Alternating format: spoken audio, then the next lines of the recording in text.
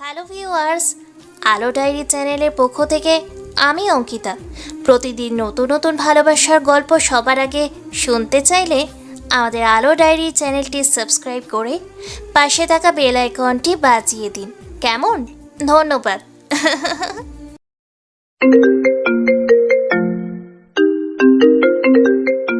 প্রচণ্ড গরম পড়েছে। প্রেমা ঘেমে একাকার। তৃষ্ণায় তার গলা শুকিয়ে চৌচির। ইচ্ছে করলে হাত বাড়িয়ে নদীর পানি দিয়ে গলা ভেজাতে পারে, কিন্তু তার ইচ্ছে করছে না। বুকের ভেতরটা শুকিয়ে কাঠ হয়ে গেছে 7 মাস পূর্বেই। শুকিয়ে কাঠ হয়ে যাওয়া ভগ্ন হৃদয় নিয়ে দিব্যি বেঁচে আছে। মাঝে মাঝে সে নিজেকে প্রশ্ন করে, কেন সে বেঁচে আছে। তুষার তার হাতের সিগারেটটি নদীতে ফেলল, তারপর সামনে তাকালো। কালো বরখা পরে বসে আছে প্রেমা। তার মাথার ওপর বাঁশের ছাউনি। সে চোখ ছোট ছোট করে উদাসীন হয়ে তাকিয়ে আছে দূরে, বহু দূরে। তুষার 4 মাস ধরে প্রেমাকে দেখছে। মেয়েটা সবসময় উদাসীন হয়ে থাকে। তুষার তার কপালের ঘাম মুছল। গরম ভালোই পড়েছে। সে তার ব্যাকপ্যাক থেকে পানির বোতলটা বের করে গলা ভেজালো। তারপর প্রেমাকে ডাকলো। এই মেয়ে, পানি খাও, গরম পড়েছে খুব। প্রেমা তাকালো না। তুষার তার এক ভ্রু উঁচিয়ে ডাকলো। এই যে খুকি। প্রেমা ঘাড় ঘুরিয়ে ছো মেরে বোতল নিল, তারপর আবার আগের মতো ঘুরে বসলো। প্রেমার ব্যবহারে তুষার বেকুব বনে যায়। তার মাথা চড়ে যায়। এইটুকু মেয়ে বেয়াদবি করলে কিভাবে? তুষার দূরে গিয়ে বসলো, কিন্তু তার রাগ বেশিক্ষণই রইল না।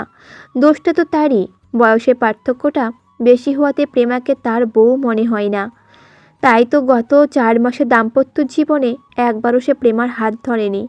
কখনো ভাবেও নি তার একটা বউ আছে। শুধু দুজন এক বাড়িতে থেকেছে, এই যা। এই যুগে এইরকম 14-15 বছর বয়সে পার্থক্যে স্বামী স্ত্রী অহরহ দেখা যায়। তবুও কেন যেন তুষার প্রেমাকে ছোট স্কুল পড়ুয়া একটা মেয়ে ছাড়া আর কিছুই ভাবতে পারে না। সে প্রেমার সাথে সবসময় দূরত্ব রেখেছে। মানসিকভাবে ভেঙে পড়া মেয়েটাকে সময় দেয়নি। এতবার কাঁদতে দেখেও আদর করে কখনো কান্না থামায়নি। সব কিছু স্বাভাবিকভাবেই নিয়েছে। তুষার যে রসহীন কাঠখোট্টা একটা মানুষ প্রেমা বুঝে নিয়েছে। তুষারও বুঝতে পেরেছে। তাকে বুঝিয়েছে তার মা। গত শুক্রবার জুম্মার পর তুষারের মা আয়াতুন বিবি তুষারের সাথে ব্যক্তিগতভাবে কথা বলেন, বোঝান বউকে বইয়ের মতো দেখতে। বিয়ে যখন হয়েছে, প্রেমাই তুষারের জীবনের নিখুঁত স্ত্রী। প্রেমার নিঃসঙ্গতায় কামড়ে খিটখিটে হয়ে যাচ্ছে। এক বোন কবরে, অন্য বোন জেলে। যে স্বামী হয়েছে সেও দূরত্ব বজায় রেখে চলে। এইভাবে মেয়েটা কিভাবে স্বাভাবিকভাবে জীবনযাপন করবে? মায়ের কথা শোনার পর তুষার কার্যকর্ম রেখে অনেক ভেবেছে। উপলব্ধি করলো পদ্মজার মুখের প্রেমার যে বর্ণনা শুনেছিল, সে প্রাণোচ্ছল লজ্জাবতী মেয়েটার কথা সে শুনেছিল, সেই মেয়েটা আর আগের মতো নেই। তুষারের বিবেক জাগ্রত হলো। সিদ্ধান্ত নেয় প্রেমাকে সময় দেবে, সম্পর্কটা সুযোগ দেবে, সহজ করবে। তাৎক্ষণিক সে প্রেমাকে জানালো তারা আনন্দপুর ঘুরতে যাবে। তুষারের সিদ্ধান্ত শুনে প্রেমা কোনো প্রতিক্রিয়া দেখায়নি। গত 2 দিন তুষার এনিয়ে বিনিয়ে কথা বলার চেষ্টা করেছে, তাও সব কথা পড়া নিয়ে। এত ছোট মেয়ের সাথে কিভাবে বন্ধুত্ব হয়? তুষার কথা বলে সম্পর্ক সহজ করতে গিয়ে আরও কঠিন করে তুলেছে। সে কিছুতেই প্রেমার সাথে সহজ হতে পারছে না। তারপর আজই দুজন গ্রামের উদ্দেশ্যে বের হলো। পথে কেউ কোনো কথাই বলেনি। আনন্দপুরে চলে গিয়েছে তারা। নৌকা ধীর গতিতে আটপাড়ার দিকে এগোচ্ছে। তুষার আর চোখে প্রেমাকে দেখল। প্রেমা ঝিম ধরে বসে আছে। তুষার খ্যাঁক করে গলা পরিষ্কার করে ডাকলো, প্রেমা। প্রেমা ঘাড় ঘুরিয়ে তাকালো। সে অবাক হয়েছে। স্বামী নামক কঠিন পাথরটি তাকে সবসময় খুকি বলে, অথবা এই মেয়েটাকে হুট করে প্রেমা ডাকটা শুনে অবাক হয়েছে, আবার ভালোও লাগলো। তুষার গম্ভীর্যতা ভেঙে প্রেমার দিকে এগিয়ে আসে। প্রেমার সামনে এসে বসলো। মাঝি বাউল গান গাইছে, গাইতে গাইতে বৈঠা বাইছে। তুষারকে এইরকম মুখোমুখি বসতে দেখে প্রেমা উৎসুক হয়ে তাকায়। তুষার বসে যেত ঠিকই, কিন্তু কি বলবে খুঁজে পাচ্ছে না। আরও 2-3 বার খ্যাঁক করে কাশলো। তারপর বলল, আমাদের সম্পর্কটা আসলে কি? এটা কেমন প্রশ্ন? প্রেমা ভ্রুকুটি করল। তুষার নিজের প্রশ্নে নিজেই হতভম্ব হয়ে যায়। হয় সে কঠিন কঠিন কথা বলে, হয় সে কঠিনই কথা বলে, নয়তো কি বলে নিজেও তো বোঝে না, প্রেমাও বোঝে না। তুষার 2 দিনের চেষ্টায় বুঝে গিয়েছে মেয়ে মানুষ পটানোর চেয়ে আসামি ধরা সোজা। প্রেমার সাথে তার জামাই প্রেমার সাথে তার জমছেই না। আসলে কি পটাতে পারছে না, নাকি কিভাবে পটাতে হয় সেটাই তুষার জানে না। প্রেমা চোখ ফিরিয়ে নিল। তুষারের হাবভাব সে বুঝে না, বোঝার ইচ্ছেও নেই। ম্যাট্রিক পরীক্ষা দেওয়া হয়নি, আরও 1 বছর পড়তে হবে। জীবনটা এলোমেলো হয়ে গেছে, তার পাশে আপন বলতে কেউ নেই। প্রেমার বুক চিরে দীর্ঘশ্বাস বেরিয়ে আসে। তুষার সেই দীর্ঘশ্বাস শুনতে পায়। সে প্রেমার দিকে তাকালো। এইটুকু মেয়ের দীর্ঘশ্বাস এত ভারী? তুষার নরম কণ্ঠে বলার চেষ্টা করলো। তুমি কি আমার উপর বিরক্ত?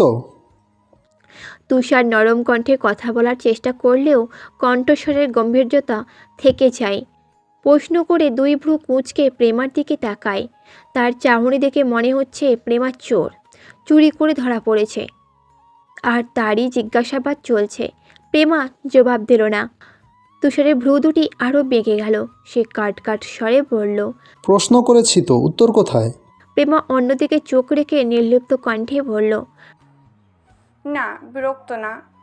তাহলে আমার সাথে কথা বলো না কেন? প্রেমা নির্বিকার চোখে তাকালো, বলল, আপনি তো বলেন না। তুষার থতমত খেয়ে যায়। প্রথম প্রেমা তুষারের সাথে কথা বলার চেষ্টা করেছে, তখন তুষারই হুঁ হ্যাঁ এর বেশি কিছুই বলেনি। তাই কখনো দীর্ঘ আলাপ হয়নি। প্রেমার কথায় তুষার বিব্রত বোধ করলেও নিজেকে গুটিয়ে নিল না। সে কখনো হারেনি, সব সময় জয়ী হয়েছে। এবার চ্যালেঞ্জটা মেয়েলি ব্যাপার। যাই হোক, সে হারবে না। হ্যাঁ, কিছুতেই হারবে না। তুষার মাঝি তাড়ানোর মতন হাত নাড়িয়ে বলল, পিছনের কথা বাদ, এখন থেকে দুজনেই কথা বলবো, ঠিক আছে? প্রেমা হ্যাঁ সূচক মাথা নাড়ালো। তুষার বলল, বেশি গরম লাগছে? লাগছে। তুষারের দূরে চোখ রেখে বলল, আর কিছুক্ষণ, এসেই পড়েছি। আচমকা কালো মেঘে ছেয়ে যায় আকাশ। দক্ষিণা বাতাস ধেয়ে আসে। দস্যি বাতাসে প্রেমার ওড়নার একাংশ ছাউনি বাইরে চলে যায়। তুষার ধরল। প্রেমা তার অবাধ্য ওড়নাকে সুন্দর করে গায়ে পেঁচিয়ে নিল। 3-4 দিন ধরে হুটহাট বাতাস বইছে, সেই সাথে ভ্যাপসা গরম তো রয়েছে। তুষার চোখ ছোট ছোট করে চারপাশে দেখছে। নদীর 2 পাড়ে 2 গ্রাম, বামে হিন্দুপাড়া, ডানে আটপাড়া। আটপাড়ার সব মানুষ মুসলমান। তুষার বলল, হিন্দু পাড়ায় কখনো গিয়েছো? অনেকবার। তুষার প্রেমার মুখের দিকে তাকালো, বলল, আমাদের বিয়েটা কি করে হলো জানো? জানি। কি জানো? প্রেমা নির্বিকার স্বরে বলল, হানি খালামণির কাছে আপনার আম্মা প্রস্তাব নিয়ে যায়, তারপর কিছু বুঝে ওঠার আগে পরের দিন আমার বিয়ে হয়ে যায়। তুষার গুরুতর ভঙ্গিতে প্রশ্ন করল, অচেনা একজনকে এক কথায় বিয়ে করে নিলে কেন? তোমার অনুমতি নেওয়া হয়নি? তুষার এইসব কেন জিজ্ঞাসা করছে প্রেমা জানে না। জানতে ইচ্ছে হলেও সে প্রশ্ন করবে না। প্রেমা উদাস গলায় বলল, তখন আমার অভিভাবক আমার নানু আর খালামণি ছিল, আর ভাবার বা বলার কিছুই ছিল না। খালামণি যা চেয়েছেন তাই হয়েছে। তুমি এই বিয়েতে সুখী হতে পারোনি, তাই না? তুষার সহজ সরল প্রশ্ন। প্রেমে তুষারের চোখের দিকে সরাসরি তাকালো। মানুষটা হঠাৎ করে তার সুখ নিয়ে ভাবছে কেন? সে চোখ নামিয়ে ফেলল, কিছু বলল না। প্রেমা মিনিট 2 সময় পার করে বলল, আমাদের বিয়ে হোক, তোমার বড় আপা চেয়েছিলেন। প্রেমা চকিত তাকালো। তার চোখ দুটিও হঠাৎ করে জীবন্ত হয়ে ওঠে। তুষার পরিষ্কার দেখতে পাচ্ছে প্রেমার মুখটা কেমন সতেজ হয়ে উঠেছে। প্রেমা বলল, আপা চেয়েছিল? তোমার আপা মানসিকভাবে বিপর্যস্ত থাকলেও তিনি তোমাকে নিয়ে চিন্তিত ছিলেন। তখন আমার আম্মা আমার বিয়ে নিয়ে উঠে পড়ে লেগেছিলেন। বারবার টেলিফোন করতেন, বিয়ের জন্য চাপাচাপি করতেন। আমি বিয়েতে আগ্রহী ছিলাম না। আমার বেড়ে ওঠা অন্য 10 জনের মতো ছিল না। বাবা ছাড়া শহরে বেড়ে ওঠা ছেলে মেয়েগুলো জানে জীবন কতটা নিষ্ঠুর হতে পারে। তোমার আপা কম কথা বলতেন, কথা বলতে বলতে হুট করে থেমে যেতেন। তার মাঝে আম্মাও কল করতেন অনবরত। তাই একবার আম্মার সাথে চেঁচামেচি করেছিলাম। কিছু কথা তোমার আপুর কানে যায়, সেদিনই রাত্রিবেলা হাওলাদার বাড়ির সম্পর্কে বলতে বলতে তোমার আপা থেমে যান। বাকি কথা কিছুতেই বলছিলেন না। যখন জোর করছিলাম বলার জন্য, আমাকে অনুরোধ করেন আম্মাকে নিয়ে তোমাকে যেন একবার দেখতে যাই, আর আম্মার পছন্দ হলে যেন বিয়ে করি। ততক্ষণে তোমার সম্পর্কে অনেক কিছুই শুনেছি। আমার বিয়ে করাও জরুরি, নয়তো আম্মা খাওয়া দাওয়া ছেড়ে দিবেন। অন্যদিকে তোমার আপা নিজ ইচ্ছায় কিছু না বললেও কিছু জানাও সম্ভব নয়। তাই কথা দেই তোমাকে দেখতে যাব। তোমার আপা হাসি মুখে বাকি কথাটুকু বলেন। তিনি যেন নিশ্চিত ছিলেন আম্মা তোমাকে দেখলে পছন্দ করবেন। ঠিক তাই হলো। খোঁজ নিয়ে জানতে পারি তুমি আর তোমার পরিবার হানি খালামণির বাসায় আছো। আম্মাকেও জানাই একটা মেয়ে আছে, দেখে আসো পছন্দ হয় নাকি। আম্মা তো খুব খুশি। তোমাকে দেখার পর রাত্রে ঘুমাননি। সারা রাত তোমার সৌন্দর্যের প্রশংসা করেছেন। বাকিটুকু তো তুমি জানো। আমাকে বিয়ে করাটা অনুরোধ ছিল আপনার? প্রেমার কণ্ঠটা কেমন যেন শোনায়। তুষার কৈফিয়ত দেবার মতো বলল, মোটেও না। আমার পছন্দ না হলে বিয়েটা হতো না। তোমার আপাও কিন্তু আমার উপর চাপিয়ে দেননি। বলেছেন একবার যেন দেখি, পছন্দ হওয়ার পর বিয়ে। আর আমার আম্মার তোমাকে পছন্দ হয়েছে, বরং তোমার সাথে আমাকে মানায় না। কেন মানায় না? প্রেমা নিজের অজান্তেই প্রশ্ন করল। আমার বয়স বেশি। প্রেমা আর কথা বাড়ালো না। তার ভালো লাগছে, হুট করে ভীষণ ভালো লাগছে। এমনকি কাঠখট্টা তুষারকেও এখন তার ভালো লাগছে। সে মৃদু হাসল। তুষার প্রেমার হাসি খেয়াল করে বলল। হাসছ যে? প্রেমা ঠোঁটে হাসি নিয়ে বলল। আপনার গপ জমিদারের মতো বড় বড়? প্রেমার কথা শুনে তুষারও হাসল। পদ্মজার নামটাতে জাদু আছে। তার কথা উঠতে প্রেমা হেসেছে, জীবন্ত হয়ে উঠেছে। তুষার বলল, তোমার নানা বাড়িতে এখন কে কে আছে? নানু আর হিমেল মামা। নানুর কিডনিতে কি না হয়েছে, অপারেশন হয়েছে শুনেছি। শহরেই মেয়ের কাছে থাকতেন, গ্রামে আসতে গেলেন কেন? প্রেমা অবাক হওয়ার ভান করে বলল। আমি কি এখানে থাকি যে জানবো? প্রেমা থামল, তারপর আবার বলল। গত বছর আপা যখন আসছিল গ্রামে, তখন নানু আর মামা খালামণির কাছে গিয়েছিল। নানুর অপারেশনে তখন হয়েছে। অনেকদিন কেটে গেছে, এখন নানু সুস্থ। গ্রামের সমস্যা হবে না। তোমার নানাকে দেখার ইচ্ছে ছিল, দেখতে পারিনি। আক্ষেপের স্বরে বলল তুষার। প্রেমা বলল, নানা তো 2 বছর আগে চলে গিয়েছেন, দেখবেন কি করে? তুষার ছাউনি বাইরে আঙুল ইশারা করে বলল। তোমাদের বাড়ির ঘাট না? প্রেমা বাইরে তাকালো, বলল। এত জলদি চলে এসেছি। তুষার কাপড়ের ব্যাগ হাতে নিয়ে বলল। কথা বলতে বলতে সময় কেটে গেছে। নৌকা মোড়ল বাড়ির ঘাটে এসে থামল। তুষার মাঝিকে টাকা দিয়ে প্রেমাকে হাত ধরে নামায়। প্রেমার হাত ধরার সময় তুষারের মনে হলো এত কোমল হাত সে কখনোই ধরেনি। তাৎক্ষণিক তার বুকের ভেতর কী যেন হয়। প্রেমা উঠানে পা রাখতেই বাসন্তীর সাথে দেখা হয়। বাসন্তী প্রেমাকে দেখে চমকে যান, হাওমাও করে কেঁদে ওঠেন। প্রেমাকে শক্ত করে জড়িয়ে ধরেন। বাসন্তীর কান্না শুনে রুম্পা আর প্রান্ত ঘর থেকে বেরিয়ে আসে। রুম্পা বারান্দায় গ্রিল ধরে দাঁড়িয়ে রইল। প্রান্ত বাইরে ছুটে আসে। বাসন্তী কাঁদতে কাঁদতে পড়লেন। ও মা, মা আমার। প্রেমার আকস্মিক আগমন তিনি হজম করতে পারছেন না। মরহলবাড়ির মরুভূমিতে পরিণত হয়েছে। মরুভূমির মাঝে প্রেমা যেন জল হয়ে এসেছে। প্রেমা বাসন্তীর পিঠে হাত বুলিয়ে বলে, শান্ত হও বড় আম্মা, শান্ত হও। বাসন্তী প্রেমার কপালে গালে চুমু দিলেন। তুষার পাশ থেকে সালাম দিল। বাসন্তী চোখের জল মুছে তুষারকে বলে, ভালো আছো আব্বা? জি আম্মা, আপনি অনেক শুকিয়ে গেছেন। মেয়েগুলো কাছে নাই, তারা ভালো নাই। আমি কেমনে ভালো থাকি বাপ? প্রেমা প্রান্তর দিকে তাকাতেই প্রান্ত প্রেমার মাথায় থাপ্পড় দিল, বলে, এতদিন পর আসলি? প্রেমা প্রান্তর চুল টেনে ধরে বলল, একদম মাথায় থাবড়াবি না, আমার মাথা ব্যথা করে। প্রান্ত আরও কিছু বলতে যাচ্ছিল, তুষারকে দেখে থেমে যায়। তুষার হাসতে কার্পণ করল না। সে প্রান্তর সাথে হ্যান্ডশেক করলে বললেন, দিনকাল কেমন যাচ্ছে? বিনিময়ে শেষে বাসন্তী তুষার আর প্রেমাকে নিয়ে বারান্দায় পা রাখলেন। দেখা হয় রুম্পার সাথে। রুম্পার পেট উঁচু হয়েছে, তার গর্ভাবস্থা 7 মাস চলছে। সে এই বাড়িতেই থাকে। হাওলাদার বাড়ির এখন আর কেউ থাকে না। 7 মাস আগে অনেক কিছু পাল্টে গেছে। আমিনা আলোকে নিয়ে বাপের বাড়ি চলে গেছেন। বৃদ্ধা নূরজাহান মারা গিয়েছেন। বিদেশ থেকে লাবণ্য ও জাফর তাদের স্বামী স্ত্রী নিয়ে দেশে এসেছিল। 2 সপ্তাহ থেকে আবার ফিরে গেছে। গ্রামবাসী এখন হাওলাদার বাড়িতে যেতে ভয় পায়। সেখানে নাকি আত্মারা ঘুরঘুর করে। প্রেমা রুম্পাকে 2 হাতে জড়িয়ে ধরল। কুশল বিনিময় শেষ করে রুম্পা তুষারকে প্রশ্ন করল। উনি ভালো আছে, জেলে খাওন দাওন দেয়, মারে কেউ? রুম্পার কণ্ঠে ব্যাকুলতা। তুষার রুম্পাকে আশ্বস্ত করে পড়ল। আলমগীর সাহেব ভালো আছেন, সুস্থ আছেন, খাবার দেওয়া হয়, কেউ মারধর করে না, আপনি চিন্তা করবেন না। রুম্পা হাসল। আলমগীর সুস্থ আছে, এই খবরটুকু রুম্পার বেঁচে থাকার শক্তি। 7 মাস পূর্বেই রবিবার দুপুরে মুমিন নামে একজন ব্যক্তির মসজিদের সাথে দেখা করতে গিয়ে দেখে ফরিনার কবরের পাশে এক মেয়ে শুয়ে আছে। তার পরনে সাদা শাড়ি রক্তে রাঙা, আর কবরের উপর একটা মাথা। মসজিদ হাওলাদার মুমিনকে নতুন দারোয়ান হিসেবে নিযুক্ত করতে চেয়েছিল, তাই ডেকে পাঠিয়েছেন। মুমিন এই দৃশ্য দেখে ভয় পেয়ে যায়, জান নিয়ে দৌড়ে পালায়।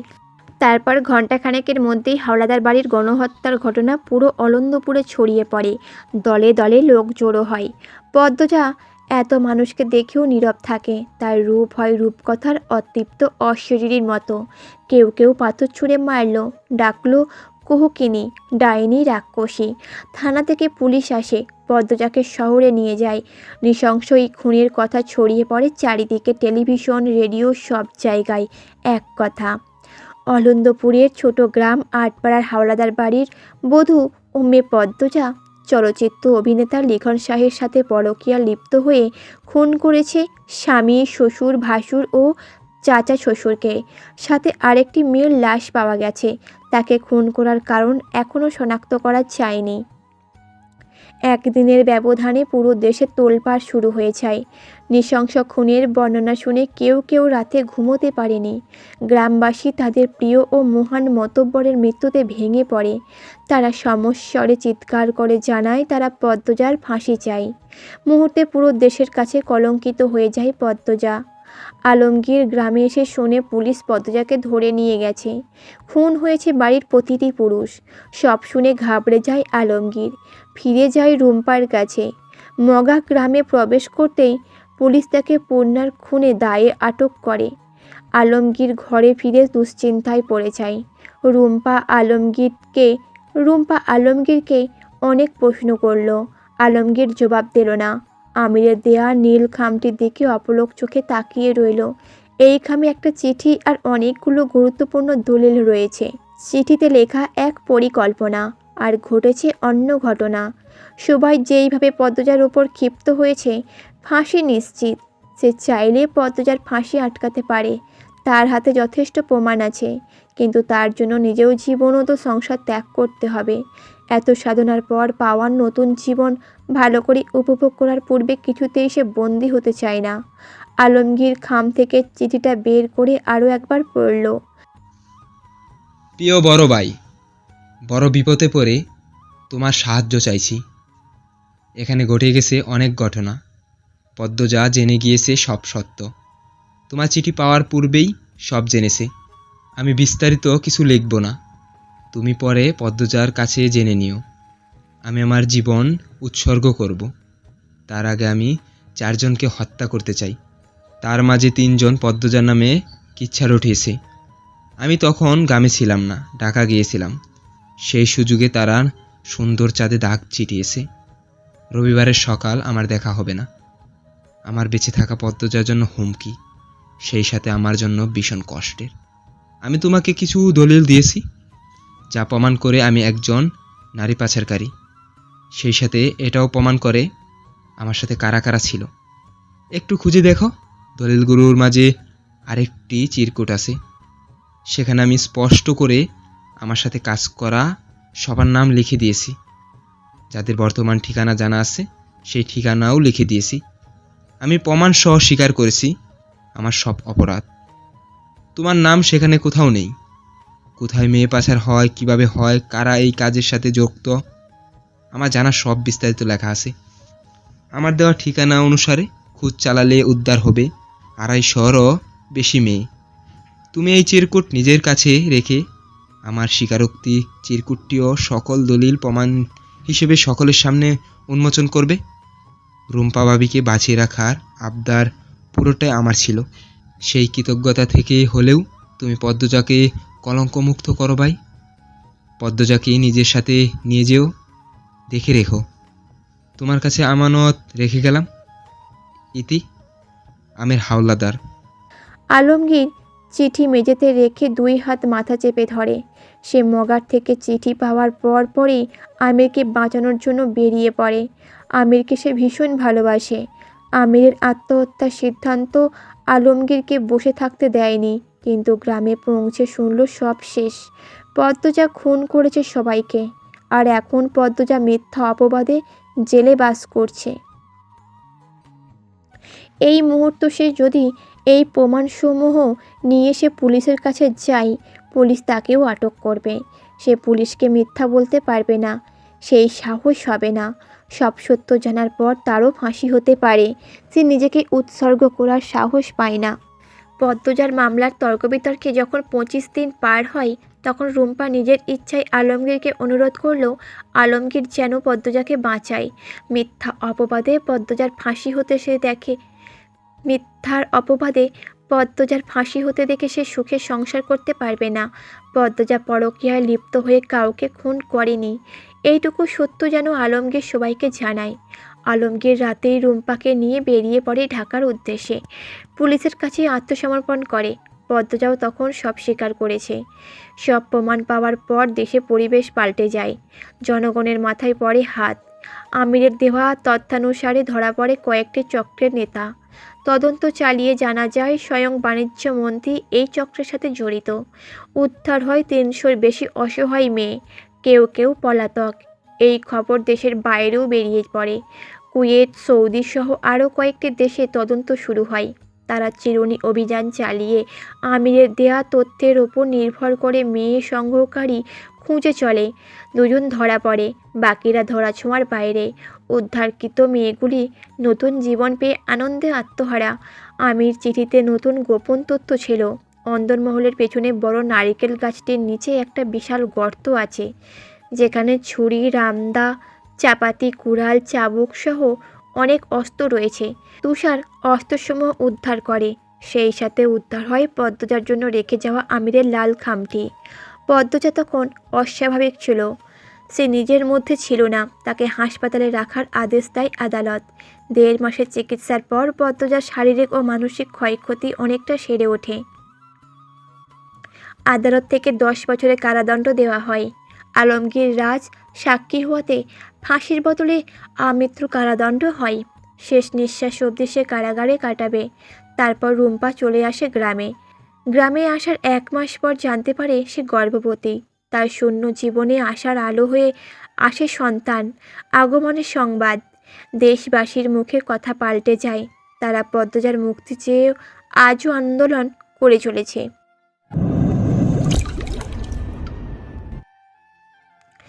পরের দিন সকাল 7টায় তুষার খাওয়া দাওয়া করে মাত্র উঠেছে, তখন 2-3টে কুকুরের চিৎকার ভেসে আসে। তুষার দ্রুত বারান্দায় থেকে নেমে লাহারি ঘরের দিকে তাকালো। সকালে মিষ্টি বাতাসে বিষণ্ণ এক দৃশ্য চোখে পড়ে। অপরিচ্ছন্ন মৃদুল কুকুরগুলোর সাথে কী নিয়ে যেন তর্ক করছে। মাঝে মধ্যে মাটি ছুঁড়ে মারছে তুষার। দ্রুত পায়ে মৃদুলের দিকে এগিয়ে যায়। তুষারের পিছন পিছন বাসন্তী ও প্রেমাও গেল। গতকাল রাতে তুষার মৃদুলকে দেখতে এসেছিল। তখন মৃদুল পূর্ণার কবরের পাশে ঘুমাচ্ছিল। জুলেখা বানু ডাকতে নিষেধ করেন, তাই তুষার ডাকেনি। গোঁপ দাঁড়ির জন্য মৃদুলকে চেনা যাচ্ছে না। গায়ে মাটি লেগে আছে। প্যান্টের 1 পা আঁঠু অবধি ছেঁড়া। তুষারকে দেখে মৃদুল 2 কদম পিছিয়ে গেল। লাউড়ি ঘর থেকে জুলেখা বানু বেরিয়ে আসেন। তিনি ভীষণ শুকিয়েছেন। চোখে মুখে আগের সৌন্দর্যটুকু নেই। একমাত্র ছেলেকে রেখে তিনি নিজের বাড়িতে ঘুমোতে পারেন না। মৃদুল মোড়ল বাড়ির ছেড়ে 1 পাও নড়ে না। সে তার সুস্থ জীবন পূর্ণার সাথে কবর দিয়েছে। 3 মাস আগে মৃদুলকে জোর করে বেঁধে শহরের ডাক্তারের কাছে নেওয়া হয়েছিল। ডাক্তারের পরামর্শে তাকে পাগলা গারদে রেখে আসা হয়। 3-4 দিন পার হতেই খবর আসে দারোয়ান ও 2 জন নার্সকে আহত করে মৃদুল পালিয়েছে। জুলেখা বানু এই খবর শুনে অজ্ঞান হয়ে যান। মৃদুলের জ্ঞান সুস্থ নয়। মৃদুলের জ্ঞান সুস্থ নয়। সে কী করে গ্রামে ফিরবে? দীর্ঘ 15 দিন পর মৃদুলকে এক গ্রামে পাওয়া যায়। জুলেখা বানু কেঁদে কেটে অস্থির হয়ে পড়েন। মৃদুল পাগল থাকুক, তাও চোখের সামনে থাকুক, সেটাই তো তিনি চান। তাই মৃদুলকে বাড়ি নিয়ে যান। কিন্তু মৃদুল পূর্ণাকে ছাড়া কিছুতেই খাবে না। তাই বাধ্য হয়ে মৃদুলকে আবার মুরল বাড়িতেই নিয়ে আসা হয়। মৃদুল সর্বক্ষণ পূর্ণার কবরের পাশেই বসে থাকেন। বিড়বিড় করে কিছু বলে। পূর্ণা কবরের চারিপাশে গর্ত করে বাঁশ পুঁতেছে, তারপর টিনের ছাদ দিয়েছে যেন পূর্ণা বৃষ্টিতে না ভিজে। রাতে পূর্ণার জন্য কিনে আনা লাল বেনারসিটি আঁকড়ে ধরে ঘুমায়। জুলেখা বানু জোর করে 2 বেলা খাইয়ে দেন। মাঝে মধ্যে নিজের বাড়িতে যান। নিজের বিলাসবহুল বাড়ি নিয়ে জুলেখা বানুর অহংকার ছিল আজ আর সেই ছেলের জন্য। আর আজ ছেলের জন্য তাকে অন্যের বাড়িতে লাহারি ঘরে থাকতে হচ্ছে। সন্তানের ওপর যে কিছুই নেই। গ্রামের বাচ্চারা মৃদুলকে লাল পাগল ডাকে। লাল পাগল ডাকার কারণ মৃদুল ফর্সা, সুন্দর, যদিও তার সৌন্দর্য টিকে নেই। গোলাপি ঠোঁট দুটি কালচে হয়েছে। তুষার মৃদুলকে আদুরে স্বরে ডাকলো, মৃদুল। মৃদুল এক নজর তুষারকে দেখল, তারপর দূরে সরে গেল। তুষার জুলেখা বানুকে প্রশ্ন করলো, মৃদুল খেয়েছে? না, খাই নাই। কাইল খাইয়া খাইতেছে না। শুনেছিলাম ডাক্তারের কাছে নিয়েছিলেন। ওর অবস্থা কেমন? মাথা কতটুকু কাজ করে? জুলেখা বানুর চোখের কানে সে জল জমে। তিনি বললেন, বাচ্চারা ওর থাইকা বেশি বুঝে। যতদিন যাইতেছে পাগলামি বাড়তেছে। আমি আর ওর বাপে ছাড়া যে যেইটা কয় ওইটাই বিশ্বাস করে। চাচা কোথায়? বাড়িঘর জমি জমা দেহন লাগে না? আর কেলা দেখবো, কেউ আছে? জুলেখার কণ্ঠে অসহায়ত্ব স্পষ্ট। তুষার মৃদুলের পাশে গিয়ে বসল, বলল, আমাকে ভয় পাচ্ছ? মৃদুল আর চোখে তুষারকে দেখল, মাথা ঝাঁকিয়ে জানালো সে ভয় পাচ্ছে। হাওলাদার বাড়ির খুঁটিনাটি তদন্ত করে তুষার যখন অনন্তপুরে এসেছিল তখন মৃদুলের সাথে তার দেখা হয়। তখন মৃদুলের এত খারাপ অবস্থা ছিল না। তুষার বলল, আজ রাজহাঁস জবাই করব, তুমি আমাকে সাহায্য করবে। মৃদুল কিছু বলল না। তুষার বাসন্তীর দিকে তাকিয়ে বলল, আম্মা, রাজহাঁস আছে না?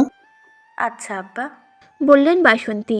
তারপর তুষার মৃদুলকে বলল, রাজহাঁস আছে, অর্ধেক আমরা খাবো আর অর্ধেক পূর্ণাকে দেব। পূর্ণা রাজহাঁস খেতে পছন্দ করতো, তাই না প্রেমা? কোনো কালই পূর্ণা রাজহাঁস পছন্দ করতো না। তাও প্রেমা তুষারের সাথে তাল মিলালো। তুষার সাবধানে মৃদুলকে বলল, তুমি যদি আমাকে সাহায্য না করো আর আমার সাথে খেতে না বসো তাহলে কিন্তু আমি পূর্ণাকে কিছু দেব না। দেখিয়ে দেখিয়ে খাবো, তখন পূর্ণা কষ্ট পাবে। মৃদুল পূর্ণার কবরে হাত বুলিয়ে দিল। সে চিন্তা করছে কি করবে। অনেকক্ষণ চিন্তা করে সে রাজি হলো। সারাদিন তুষারের সাথে ভালো সময় কাটে। তুষার এমনভাবে কথা বলে যেন পূর্ণা সত্যিই বেঁচে আছে। মৃদুল তুষারের সঙ্গে উপভোগ করে। এক ফাঁকে জুলেখাকে তুষার জানালো, মৃদুলকে ঢাকা নিয়ে গেলে ভালো হয়, আর একটু চেষ্টা করে দেখা যেত। জুলেখা তুষারের 2 হাত ধরে অনুরোধ করেন। মৃদুলের সুস্থতার জন্য তিনি সব রকম খরচ করতে প্রস্তুত। শুধু মৃদুলকে যেন তুষার সামলায়। তুষার জুলেখাকে আশ্বস্ত করল। তারপর আটপাড়ায় ঘোরাঘুরি করে জানতে পারল মগা জেল থেকে ছাড়া পেয়ে ইয়াকুব আলীর বাড়িতে কাজ নিয়েছে। আর ইয়াকুব আলী আনন্দপুরের মাতব্বর হয়েছেন। দিনের আলো কেটে রাত নামতেই মৃদুল পূর্ণার কবরের পাশে গিয়ে শুয়ে পড়ল। আর তুষার রাতের খাবার খেয়ে ঘরে আসে। প্রেমা মশারি টাঙাচ্ছে। বাইরে বিরতিহীনভাবে ঝিঁঝি পোকা ডেকে চলেছে। তাদের ডাকাডাকিতে তুষারের কানে তালা লেগে যাচ্ছে। সে ঝিঁঝি পোকার ডাক পছন্দ করে না। অন্যদিকে প্রেমার ঝিঁঝি পোকার ডাক ভীষণ পছন্দ। সে মুগ্ধ হয়ে শোনে। তুষার 2 কানে আঙুল ঢুকিয়ে বিরক্তি নিয়ে বলে, পোকাগুলো কি সারা রাত ডাকাডাকি করবে? মাঝরাত অবধি ডাকবে। তুষার অবাক হয়ে প্রশ্ন করল, মাঝরাত অবধি জেগে থাকবো? কানে তোলা দিয়ে রাখুন। আছে তুলা? প্রেমা আলমারি খুলে তুলা বের করে দিল। তুষার প্রেমার কাণ্ডে বিস্মিত। সত্যি সত্যি তুলা দিয়ে দিল। এই মেয়ের নাকি বাকি 2 বোনের চেয়েও লজ্জাপতি আর ভীতু ছিল। অথচ পদ্মজা আমিরকে লজ্জা পেত। পূর্ণা মৃদুলকে লজ্জা পেত। আর প্রেমা লজ্জা তো দূরের কথা, তার চেয়ে এত বড় মানুষটিকে পরোয়া করে না, নির্বিকার ভঙ্গিতে থাকে। সবসময় পরিস্থিতি মানুষকে কতটা পাল্টে দেয়। তুষার তুলা হাতে বসে রইল। প্রেমা খেয়াল করেও কিছুই বলল না। শোবার সময় প্রেমা প্রশ্ন করল, আপার কারাদণ্ডের সময় কি কমানো যায় না? কমতে পারে, মনে হয় না এতদিন জেলে রাখবে। অনেক সময় যতদিন জেল হওয়ার কথা ততদিন জেল হয় না। এমনও হয়? হয়, মেয়াদের আগে মুক্তি পেয়ে যায় অনেকে। তাছাড়া লিখন শাহ দৌড়াদৌড়ি করছেন, জনগণও চাইছে সাজা কমানো হোক। কমবে নিশ্চয়ই। আপা কি জেল থেকে বের হয়ে লিখন ভাইয়াকে বিয়ে করতে রাজি হবে? আমার যতটুকু ধারণা রাজি হবে না। লিখন শাহ আশা নিয়ে বসে আছেন, পূরণ হওয়ার সম্ভাবনা খুবই কম। পদ্মজা লিখন শাহকে একটা চিঠি পাঠিয়েছেন। প্রেমা উৎসুক হয়ে জানতে চাইল। কি লেখা সেখানে? তুষার চেয়ার ছেড়ে বিছানায় এসে বসল। বলল, আমি পড়িনি, পিন্টুকে দিয়ে পাঠিয়েছি। প্রেমা ছোট করে বলল। ও, তারপর প্রশ্ন করল, গত কয়দিনের মধ্যে আপার সাথে দেখা হয়েছে? হ্যাঁ, গতকাল বিকালেই দেখা হয়েছে। তিনি আমাকে দেখলে গুটিয়ে যান। পরপুরুষের উপস্থিতি পছন্দ করেন না, তাই না? প্রেমা হেসে মাথা ঝাঁকালো। আবার পদ্মজার কথা শুনে প্রেমা হাসছে। তুষার প্রেমাকে ভালো করে খেয়াল করলো। পদ্মজার মুখের ছাপ প্রেমার মুখেও আছে। প্রেমা সবসময় সোজাসিধি করে বেনি করে, শাড়ি পরে বলে বয়সের তুলনায় একটু বেশি বড় লাগে।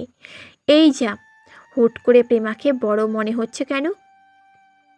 এতদিন তো শাড়ি পরাই দেখেছে, বড় তো লাগেনি। এ কোন কেরামতি? তুষার মুচকি হাসল। প্রেমা তুষারকে তার দিকে তাকিয়ে হাসতে দেখে বলল, হাসছেন কেন? তুষার টান টান হয়ে শুয়ে পড়ল। প্রসঙ্গ পাল্টে বলল, আমির হাওলাদার 3টা বিয়ে করেছেন, আমি হলে 4টা করতাম। 4 বিয়ে করা সুন্নত। প্রেমা বাঁকা চোখে তুষারের দিকে তাকালো।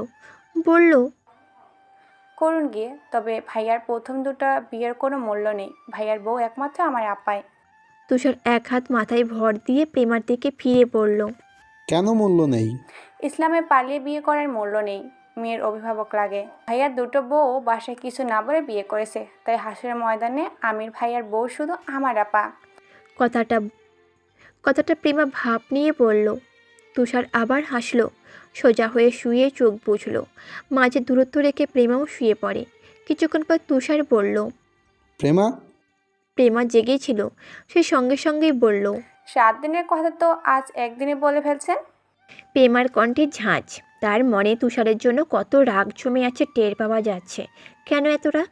সে কি গত 4 মাসে তুষারের সঙ্গ পাওয়ার আশা করবার বারবার নিরাশ হয়েছে? সত্যিই এমন কিছু হয়েছে? তুষার ভাবল। অদ্ভুত বিষয়, প্রেমার মুখে ঝাঁঝালো কথাগুলো তুষারের ভালো লাগছে। সর্বনাশ, তবে কি সেও মরণ প্রেমে পড়তে যাচ্ছে? পরিণতি আমিরের মতো হবে নাকি মৃদুলের মতো, নাকি আরও ভয়ানক? হঠাৎ নীরবতা ভেঙে তুষার বলে উঠল।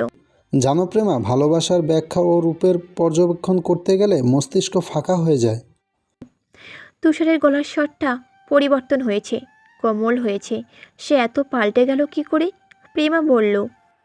কেন এমন হয়? তুষার শূন্যে চোখ রেখে বলল। ভালোবেসে মানুষ পাগল হয়, ভালো হয়, খারাপ হয়, নিঃস্ব হয়, এমনকি নিজের জীবনকেও হত্যা করতে 2বার ভাবে না। কি অদ্ভুত! তুষারের কথাগুলো প্রেমার ভালো লাগছে। সে তুষারের দিকে ফিরল। তুষারও প্রেমার দিকে তাকালো। প্রেমা বলল। যে ফাঁসে সে জানে, ভালোবাসা বড়ই অদ্ভুত। কি সুন্দর কথা, কত মোহনীয় তার কণ্ঠ। তুষার ধীর স্বরে বলল। কাউকে ভালোবেসেছো? প্রশ্নটি শুনিয়ে প্রেমার ঠোঁট দুটি কেঁপে ওঠে। সে দ্রুত অন্যদিকে ফিরে চোখ বুঝল। কি করে সে বুঝবে? তুষারের প্রেমে পুড়ে পুড়ে খাক হয়ে যাচ্ছে তার হৃদয়। তার ব্যথিত হৃদয় তারই অজান্তে তুষারের প্রেমে কবেই পুড়েছে। তুষার প্রেমার পিঠের দিকে তাকিয়ে রইল। তার কেন যেন মনে হলো প্রেমা তার চোখের দৃষ্টি আড়াল করেছে।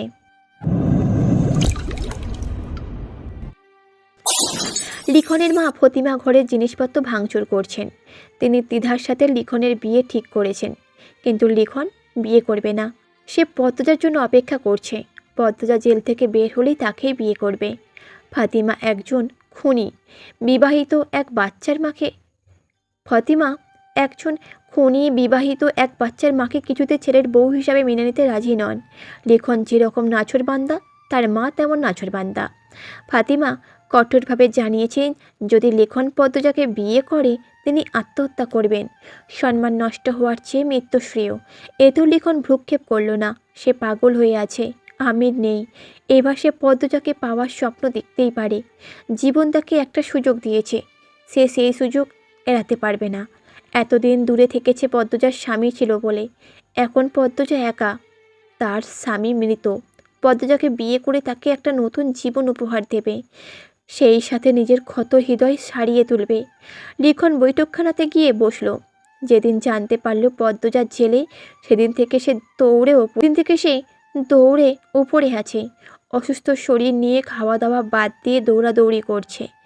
একদিকে পদ্মজার ফাঁসি হওয়ার আশঙ্কা, অন্যদিকে মিথ্যা বদনামে তার ক্যারিয়ার নষ্ট হওয়ার পথে। ভাগ্য সহায় ছিল, তাই দুটোর কোনোটিরই ক্ষতি হয়নি। এই জন্য খোদার দরবারে হাজার হাজার শুকরিয়া।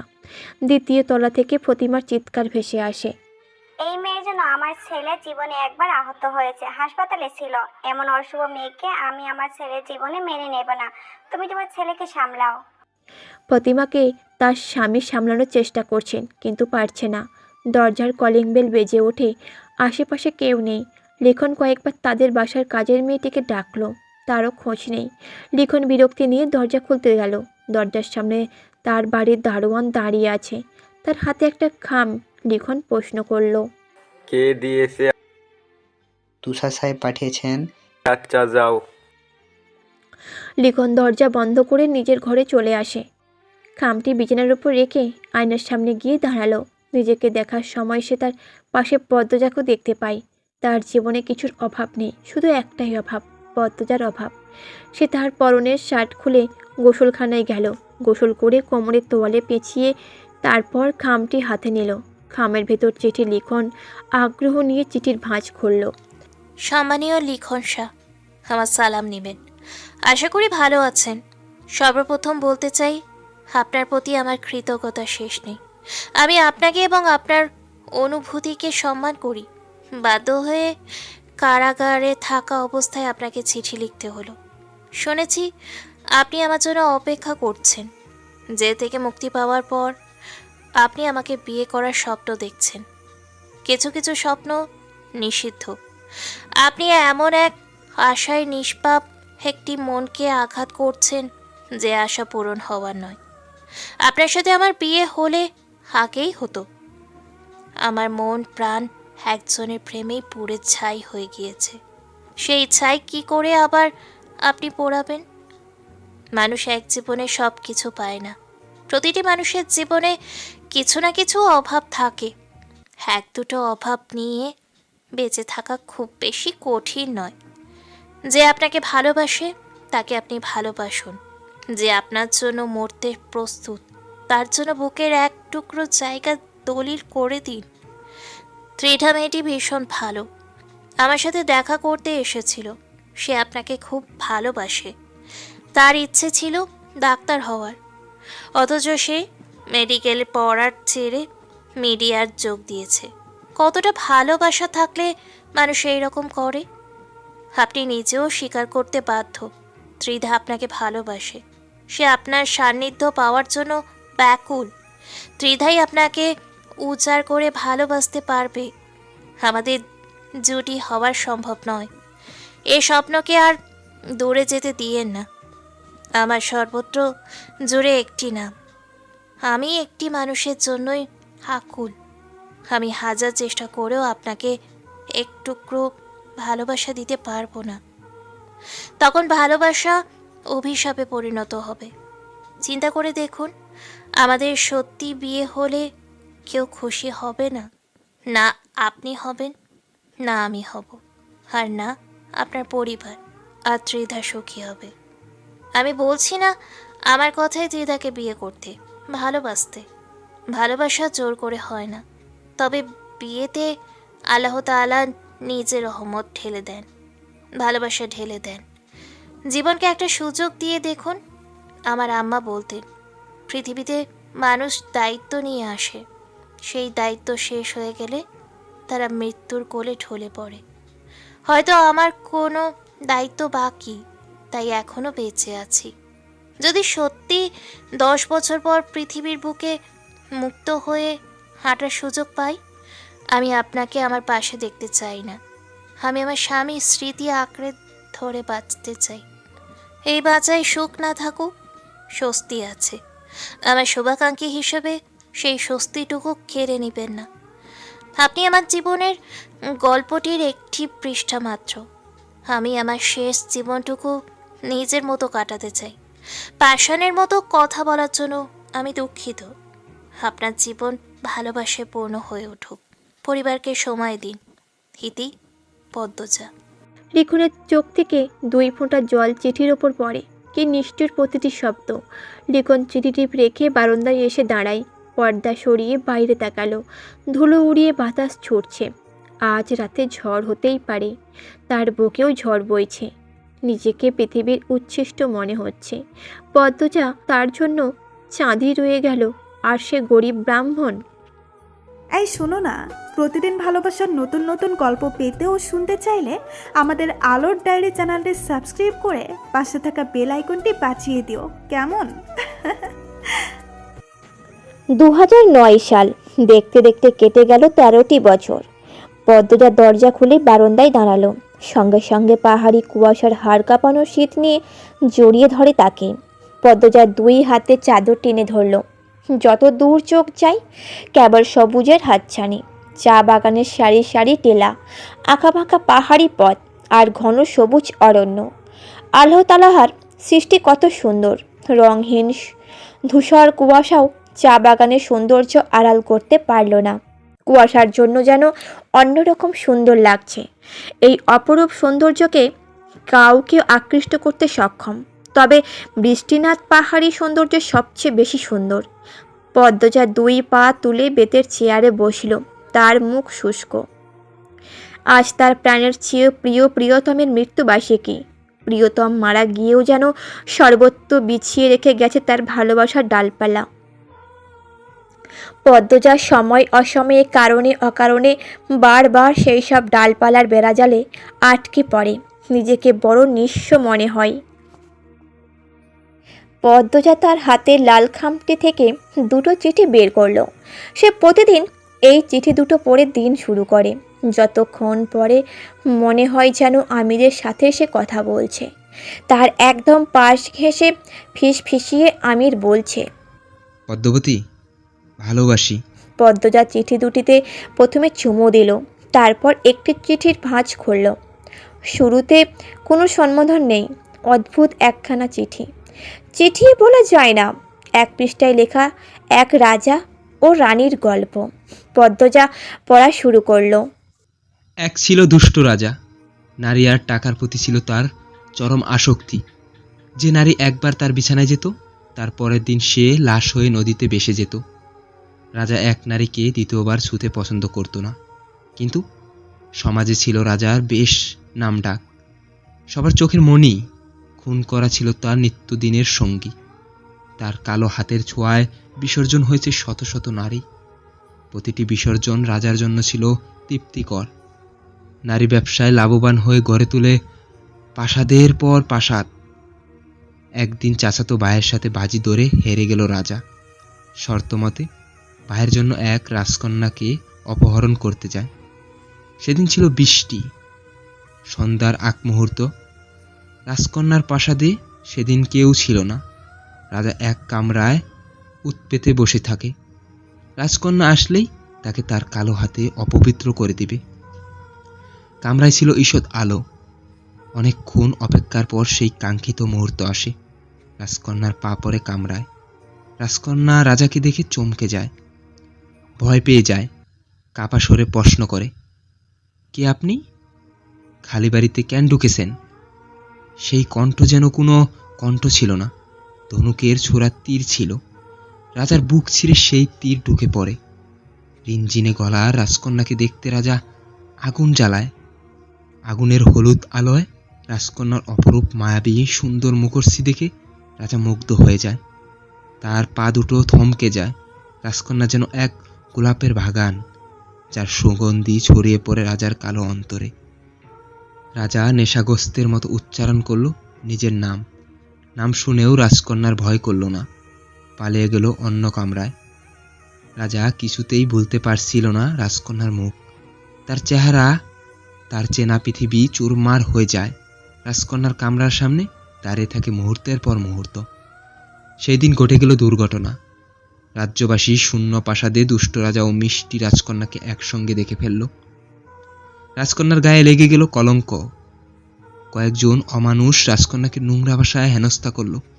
সেই দৃশ্য দেখে রাজার বুকে রক্তক্ষরণ শুরু হয়। সে নিজ প্রাসাদে ফিরে এক তণ্ড শান্তি পেল না।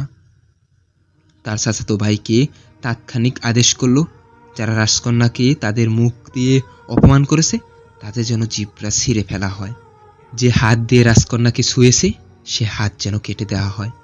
যে চোখ দিয়ে রাজকন্যাকে লোলুপ দৃষ্টিতে দেখেছে সে চোখ যেন উপড়ে ফেলা হয়। ভোর রাতে দুষ্ট রাজা খবর পেল রাজকন্যার মাতা সেই অমানুষদের হত্যা করেছে। এতে রাজা খুশি হলেও রাজকন্যার মাতাকে নিয়ে একটা চাপা ভয় কাজ করে।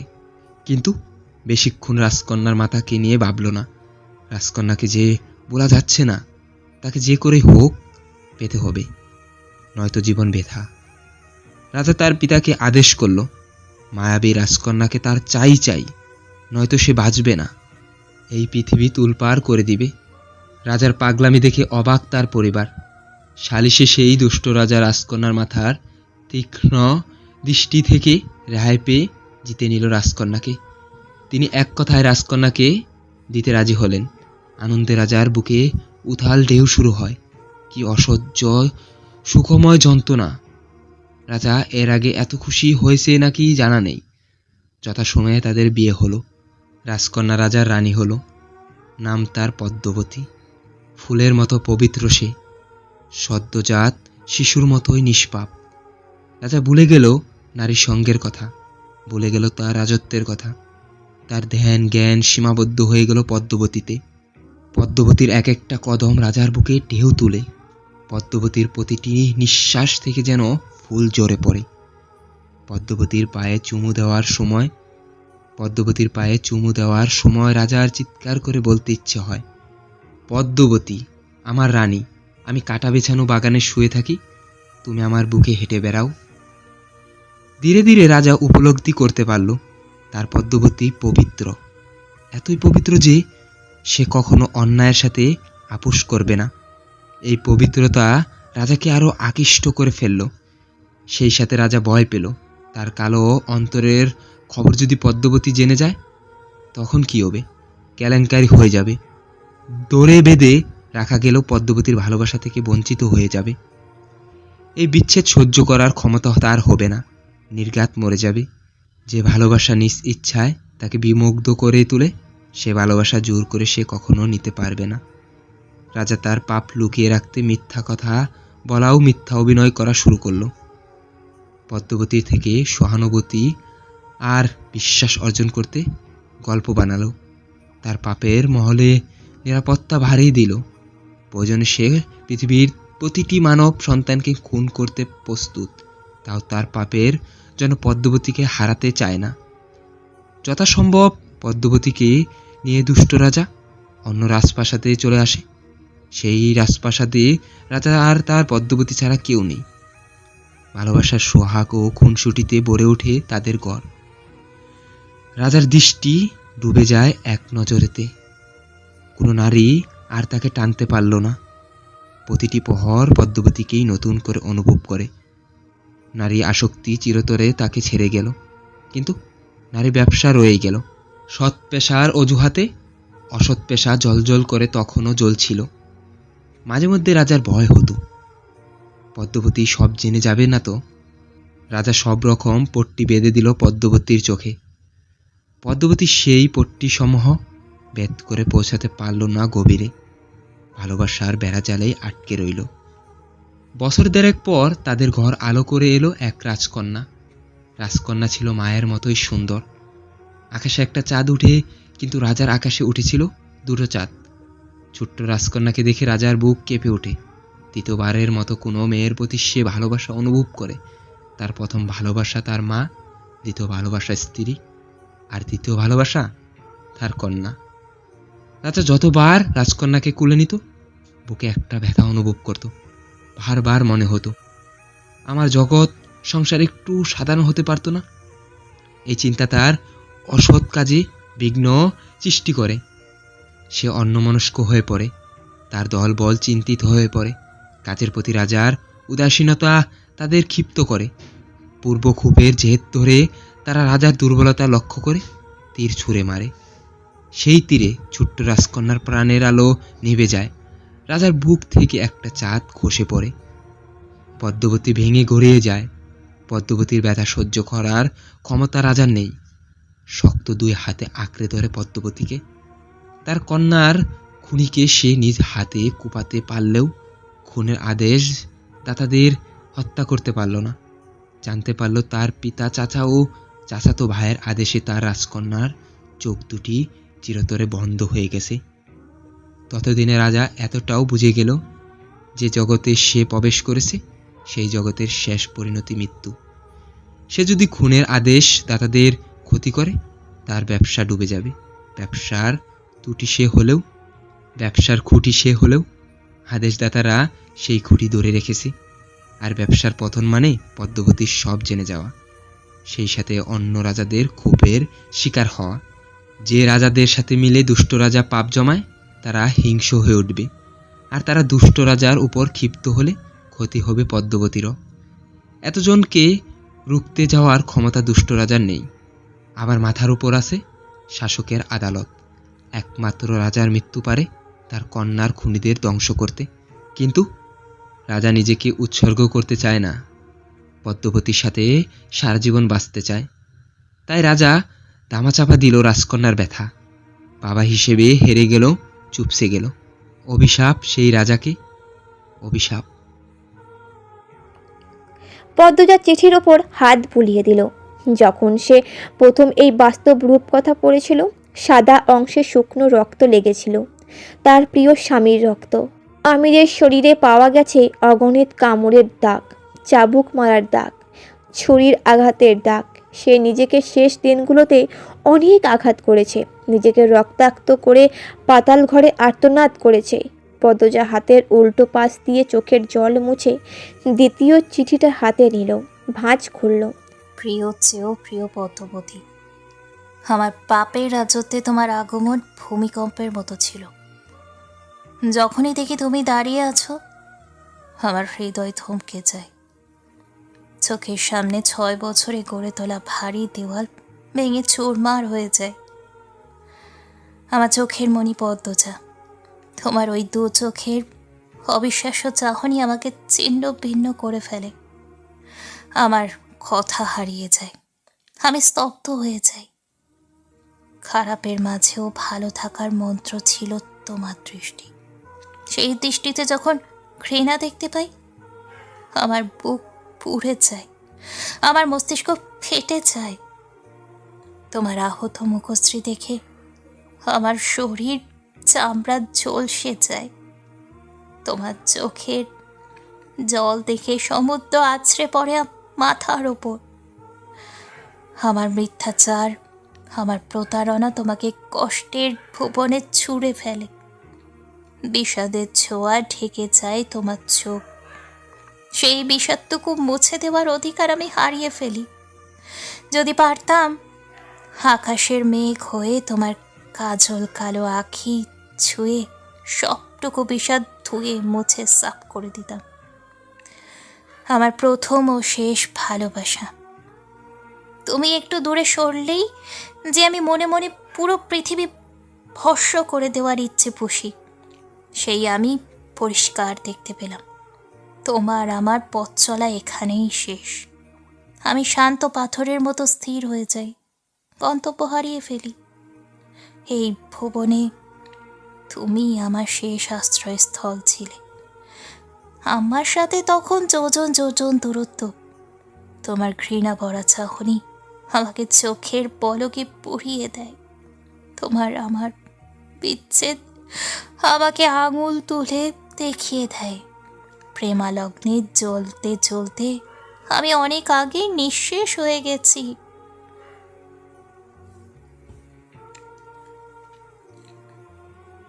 সোনালি রোদের মতো সুন্দর পদ্মবতী, আমি তোমাকে আঘাত করে নিচে মরে গিয়েছি। যে হাতে আঘাত করেছি সেই হাত পুড়ে যাক, পোকামাকড় খাক, তোমাকে ব্যথা দিয়ে আমি ভালো নেই।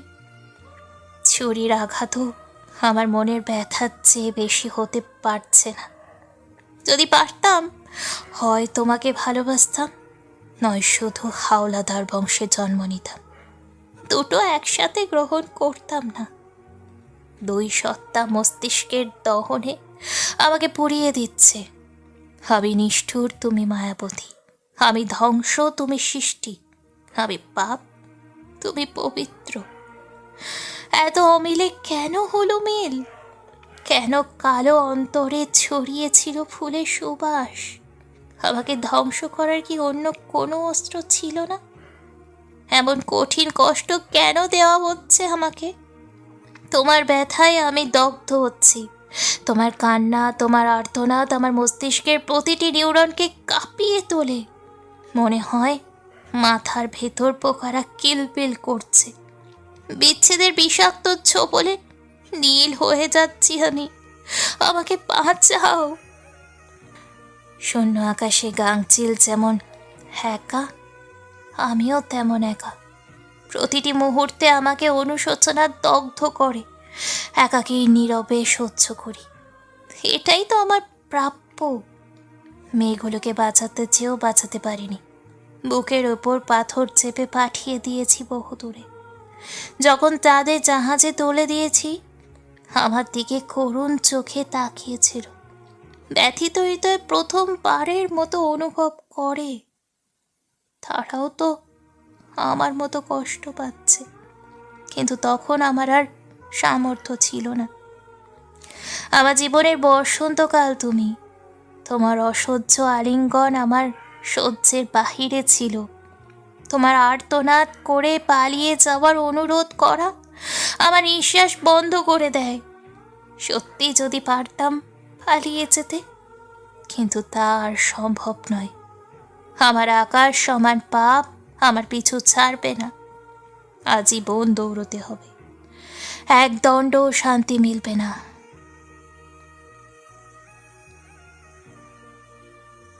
মেঘলা বরণ অঙ্গের সাম্রাজ্ঞী, তোমার ভালোবাসার সাম্রাজ্যে কাটিয়ে দিতে চেয়েছিলাম শত জনম।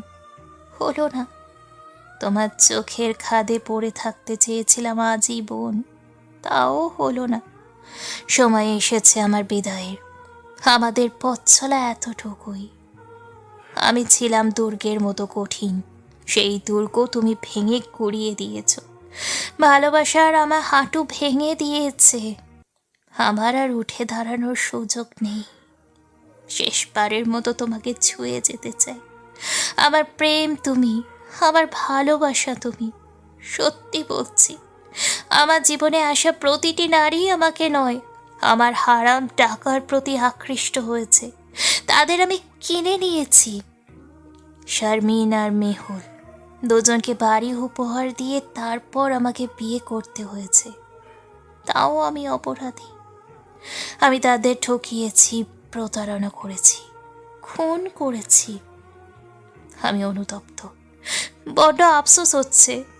বড্ড আক্ষেপ থেকে গেল। ও পারেও আমি তোমাকে পাবো না। আমার মতো ঘৃণিত ব্যক্তি তোমার পাশে দাঁড়াতে পারবে না। আমার জায়গা হবে জাহান্নামের কোনো এক দুর্গন্ধময় জগতে।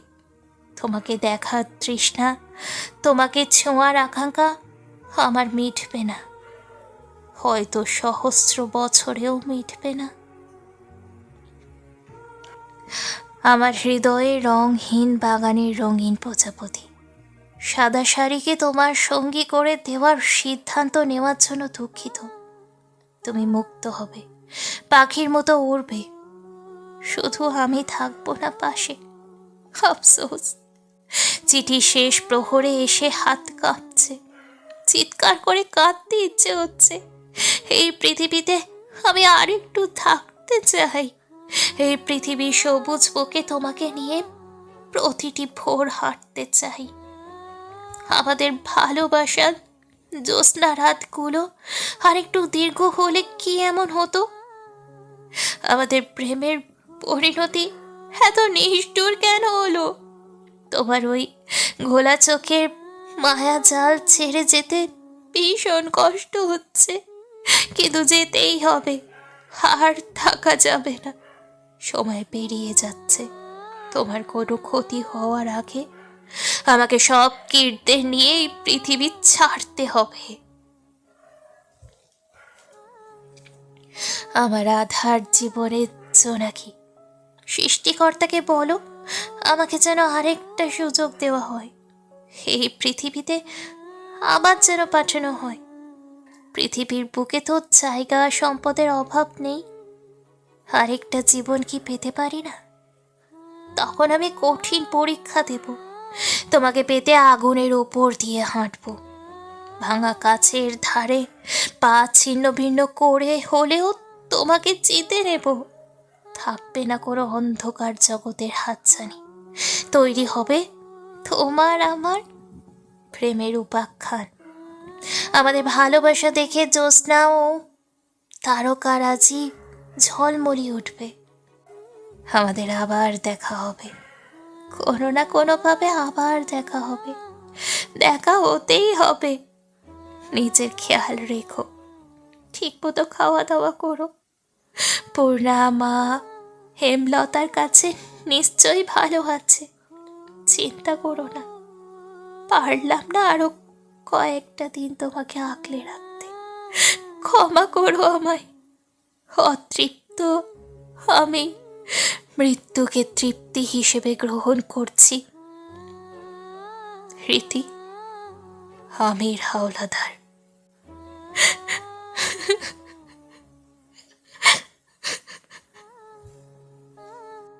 চোখের সামনে ছবির মতো ভেসে ওঠে আমিরের শেষ চাহনি, রক্ত বমি করে মাটিতে লুটিয়ে পড়া। ভেসে ওঠে সেই শিশি, যে শিশির ওপরে বড় বড় করে লেখা ছিল পয়জন। পদ্মজা দুটো চিঠির বুকের সাথে জড়িয়ে ধরল, তারপর শূন্য আকাশে তাকিয়ে দীর্ঘশ্বাস ছাড়ল। এই চিঠি যেদিন প্রথম পড়ল, সে চিৎকার করে কেঁদেছে। সে আমিরকে খুন করে অনুতপ্ত নয়, সে কাঁদে ভাগ্যের নির্মম পরিহাসে। দরজায় ঠক ঠক শব্দ হচ্ছে। পদ্মজা দ্রুত চিঠি দুটো ভাঁজ করে খামের ভেতর রেখে দিল। গলার স্বর উঁচু করে বলল, বলো বুবু। দরজার ওপাশ থেকে লতিফার কণ্ঠস্বর ভেসে আসে, মাহবুব মাস্টার আইছে। নাস্তা তৈরি করো, আমি আসছি। পদ্মজা চোখের পানি মুছে ঘরে আসলো। আয়নায় দেখলো সে যেন কাঁদছে, বোঝাই যাচ্ছে না। গায়ের শালটি রেখে আলনা থেকে আর একটা কালো শাল নিয়ে ভালো করে মাথা ঢেকে নিল। তারপর দরজা খুলে বেরিয়ে আসে, বৈঠকখানার সামনে গিয়ে স্থির হয়ে দাঁড়ালো। মাহবুব মাস্টার বসে আছেন, তার বয়স 50-এর কাছাকাছি। তিনি অঙ্কের মাস্টার। পদ্মজা আর তিনি এক স্কুলের শিক্ষক, ভালো পড়ান। তার সামনে বসে আছে 3টি ছেলে মেয়ে। এই 3জনকে পড়ানোর জন্যই পদ্মজা মাহবুব মাস্টারকে ডেকেছে। মাহবুব মাস্টার 12 বছরের ছেলেটিকে আগে প্রশ্ন করলেন, তোমার নাম কি? ছেলেটি প্রবল উৎসাহ নিয়ে বলল, আমার নাম নুহাস হাওলাদার। আর ওর নাম? মাহবুব নুহাসকে থামিয়ে দিলেন, তারপর বললেন, তুমি শুধু তোমার নাম বলো, অন্যজনেরটা বলতে বলিনি। কাটা থুতুনি, তোমার নাম কি? আমি রাতুন নেতা নদী। নুরি অবাক হওয়ার ভান করে নিজের নাম বলল। তার থুতনিতে গর্ত আছে বলে কি তাকে কাটা থুতনি রাখতে হবে? সে মনে মনে ব্যথা পেয়েছে। নুরির পাশে বসে থাকা 10 বছরের মেয়েটি বলল, আমার নাম জিজ্ঞাসা করতেন না কেন? আমি তবে থতো। আমার নাম খাদিজাতুল আলিয়া। মাহবুব মাস্টার চোখের চশমা ঠিক করে বললেন, ভীষণ বেয়াদব তো, এত অধৈর্য কেন তুমি? নুহাস আলিয়ার মাথায় থাপ্পড় দিয়ে বলল, মা কি বলছে মনে নেই, বেশি কথা বলতে নিষেধ করেনি। আলিয়া কটমট করে নুহাসের দিকে তাকালো। নুহাস বলল, কে ফেলবি আমাকে? আলিয়া খামচে ধরল নুহাসের মাথার চুল। নুহাসও আলিয়ার চুল খামচে ধরে। দুজন ধস্তাধস্তি করে মেঝেতে শুয়ে পড়ে। তারপর দুজনের কথায় কথায় ঝগড়া বাঁধিয়ে ফেলে। মাহবুব মাস্টার আঁতকে উঠলেন, হই হই করে চিৎকার করে উঠলেন।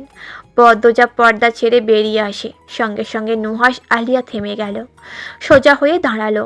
নুরি 2 চোখ খিঁচে চাপা স্বরে নুহাসকে বলল, দিলি তো মাকে রাগিয়ে। মাহবুব মাস্টার হতবাক।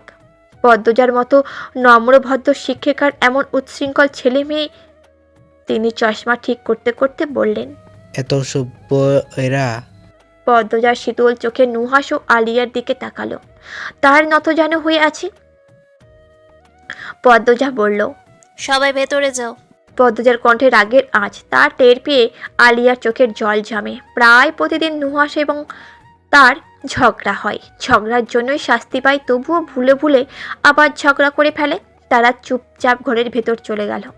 পদ্মজা মৃদু হেসে মাহবুব মাস্টারকে বলল, ওরা একটু খ্যাপা ধরনের, ভাই বোন একসাথে থাকলে যা হয়। আগামীকাল থেকে আর দুষ্টুমি করবে না। আপনি একটু ভালো করে পড়াবেন। আমার 3টা ছেলে মেয়েই অঙ্কে কাঁচা। আপনি আমাকে বলেছেন এতেই যথেষ্ট। অঙ্ক ওদের প্রিয় সাবজেক্ট না, বানাতে পারলে আমি মাহবুব মাস্টার না। পদ্মজা জোরপূর্বক হাসল। মাহবুব মাস্টার একটু বেশিই কথা বলে। যাওয়ার পূর্বে মাহবুব মাস্টার বলে গেলেন, আগামীকাল থেকে প্রতিদিন সকাল 7টায় অঙ্ক পড়াতে আসবেন। পরন্ত বিকেল। আলিয়া ছবি আঁকছে। সে খুব ভালো ছবি আঁকে।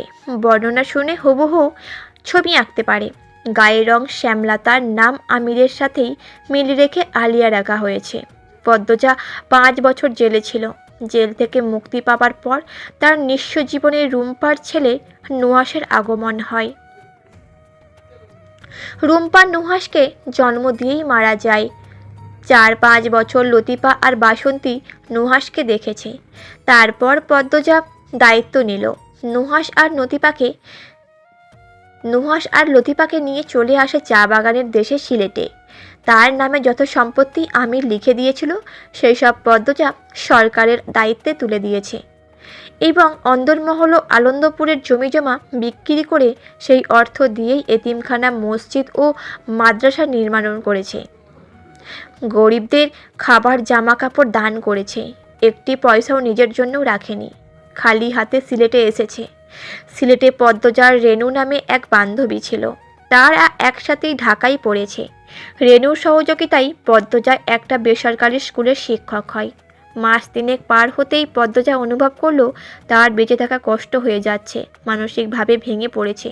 তাই নুহাসকে নিয়ে ঢাকায় ঘুরতে যায়। কথায় কথায় পদ্মজা তুষারকে জানালো সে একটা মেয়ে বাচ্চা দত্তক নিতে চায়। তুষার এই কথা শুনে বলল, পদ্মজা চাইলে তাদের এলাকায় এতিমখানা থেকে বাচ্চা নিতে পারে। তুষারের ভালো পরিচিত আছে। প্রতি মাসে সে তার বেতনের একাংশ এতিমখানায় দেয়। পদ্মজা কথাটি শুনে খুব খুশি হলো। তুষারের সাহায্যে এতিমখানা থেকেই 2.5 বছরের এক শ্যামবর্ণের মেয়েকে দত্তক নিয়েছে। নিজের মেয়ে মনে করে জড়িয়ে নেয়। নাম দেয় খাদিজাতুল আলিয়া। যেদিন আলিয়াকে নিয়ে বাসায় আসে সেদিন রাতে টের পেল আলিয়ার শ্বাসকষ্টের সমস্যা আছে। পদ্মজা এরপর দিন সকালে আবার এতিমখানায় গেল আলিয়ার শ্বাসকষ্ট নিয়ে কথা বলতে। তার চিকিৎসা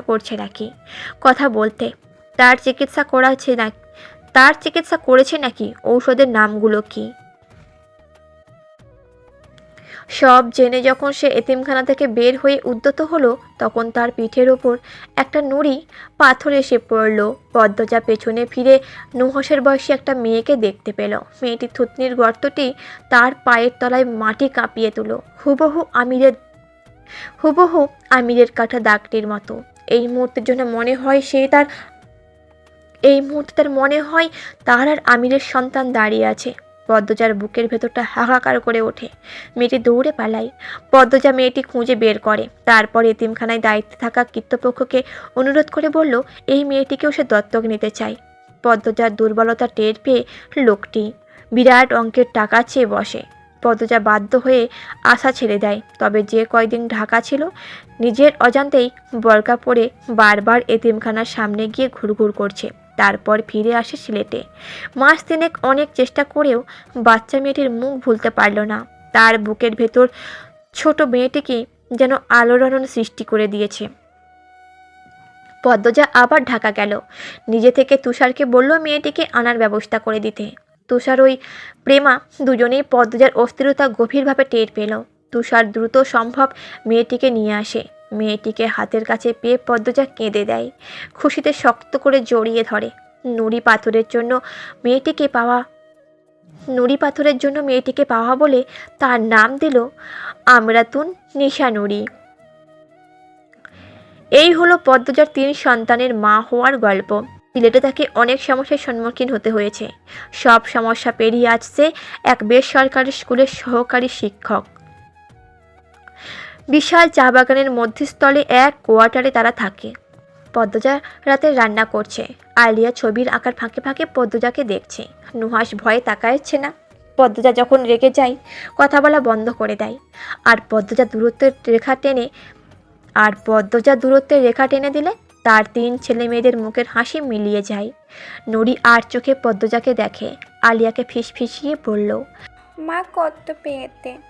আলিয়ার চোখ থেকে জল বেরিয়ে আসে। সে কাঁদো কাঁদো স্বরে বলল, আমি মাকে কষ্ট দিতে চাইনি। নুহাস ব্যথিত স্বরে তাল মেলালো, আমিও চাইনি। আলিয়া চিৎকার করে উঠল, তোমার তন্য হয়েতে ভাইয়া, তুমি আমাকে লাগিয়ে তো। নুরি ঠোঁটে 1 আঙুল রেখে ইশারা করে চুপ হতে বলে। আলিয়া দ্রুত এক হাতে নিজের মুখ চেপে ধরে। সে ভুলে ভুলে আবার চিৎকার করে উঠছে। নুহাস ঠোঁট টিপে হাসল। আলিয়া ভুল করলে তার ভালো লাগে। নুরি রান্নাঘরে গিয়ে পদ্মজাকে বলল, মা আমি ছোট করব। পদ্মজা বলল, না মা, আমি আর তোমার লুতু খালামণি আছি। বই পড়তে বলছিলাম, পড়া হয়েছে? নুরি জিহ্বা কামড়ে বলল, হাল্লা ভুলে গেছি মা। কতদিন বলেছি ছুটির দিন পাঠ্য বইয়ের বাইরে অন্য বই পড়তে। ভুলে গেলে চলবে? আমাদের ভালো অভ্যাস করে তোলা উচিত। নুরি মিহিয়ে যাওয়া গলায় বলল, আর ভুল হবে না। পদ্মজা নুরির দিকে তাকালো। সবে মাত্র বয়ঃসন্ধিকালে পা দিয়েছে মেয়েটার।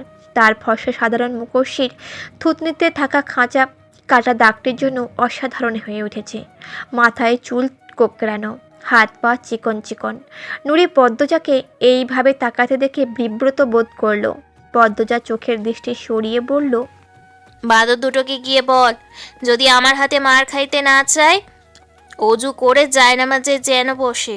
এক্ষুনি মাগরিবের আজান পড়বে। নুরি মাথা নাড়িয়ে চুপচাপ দাঁড়িয়ে রইল। পদ্মজা চোখ ছোট ছোট করে বলল, কি হলো? মা আমি নামাজ আদায় করতে পারবো না। পদ্মজা রেগে কিছু বলতে যাচ্ছিল, তখনই বুঝতে পারল নুরি কেন নামাজ আদায় করতে পারবে না। সে আমোদের স্বরে বলল, ও তাহলে আপনি এই জন্য এত চুপচাপ? নুরি দাঁত বের করে হাসল। নুহাস আলিয়ার চেয়েও নুরি বেশি দুষ্টু, রাগ জেদ খুব বেশি। তবে পদ্মজার সামনে ভেজা বেড়াল। সে আর যাই করুক পদ্মজাকে কখনো কষ্ট দিতে চায় না, নিজের অজান্তেও না। রাতের খাবার পরিবেশন করার সময় লতিফা বলল, প্রান্ত কতদিন আইব কইছে? আগামী মাসে আসবে। ভাবছি এইবার গ্রামে গিয়ে প্রান্তর বিয়ে দেব।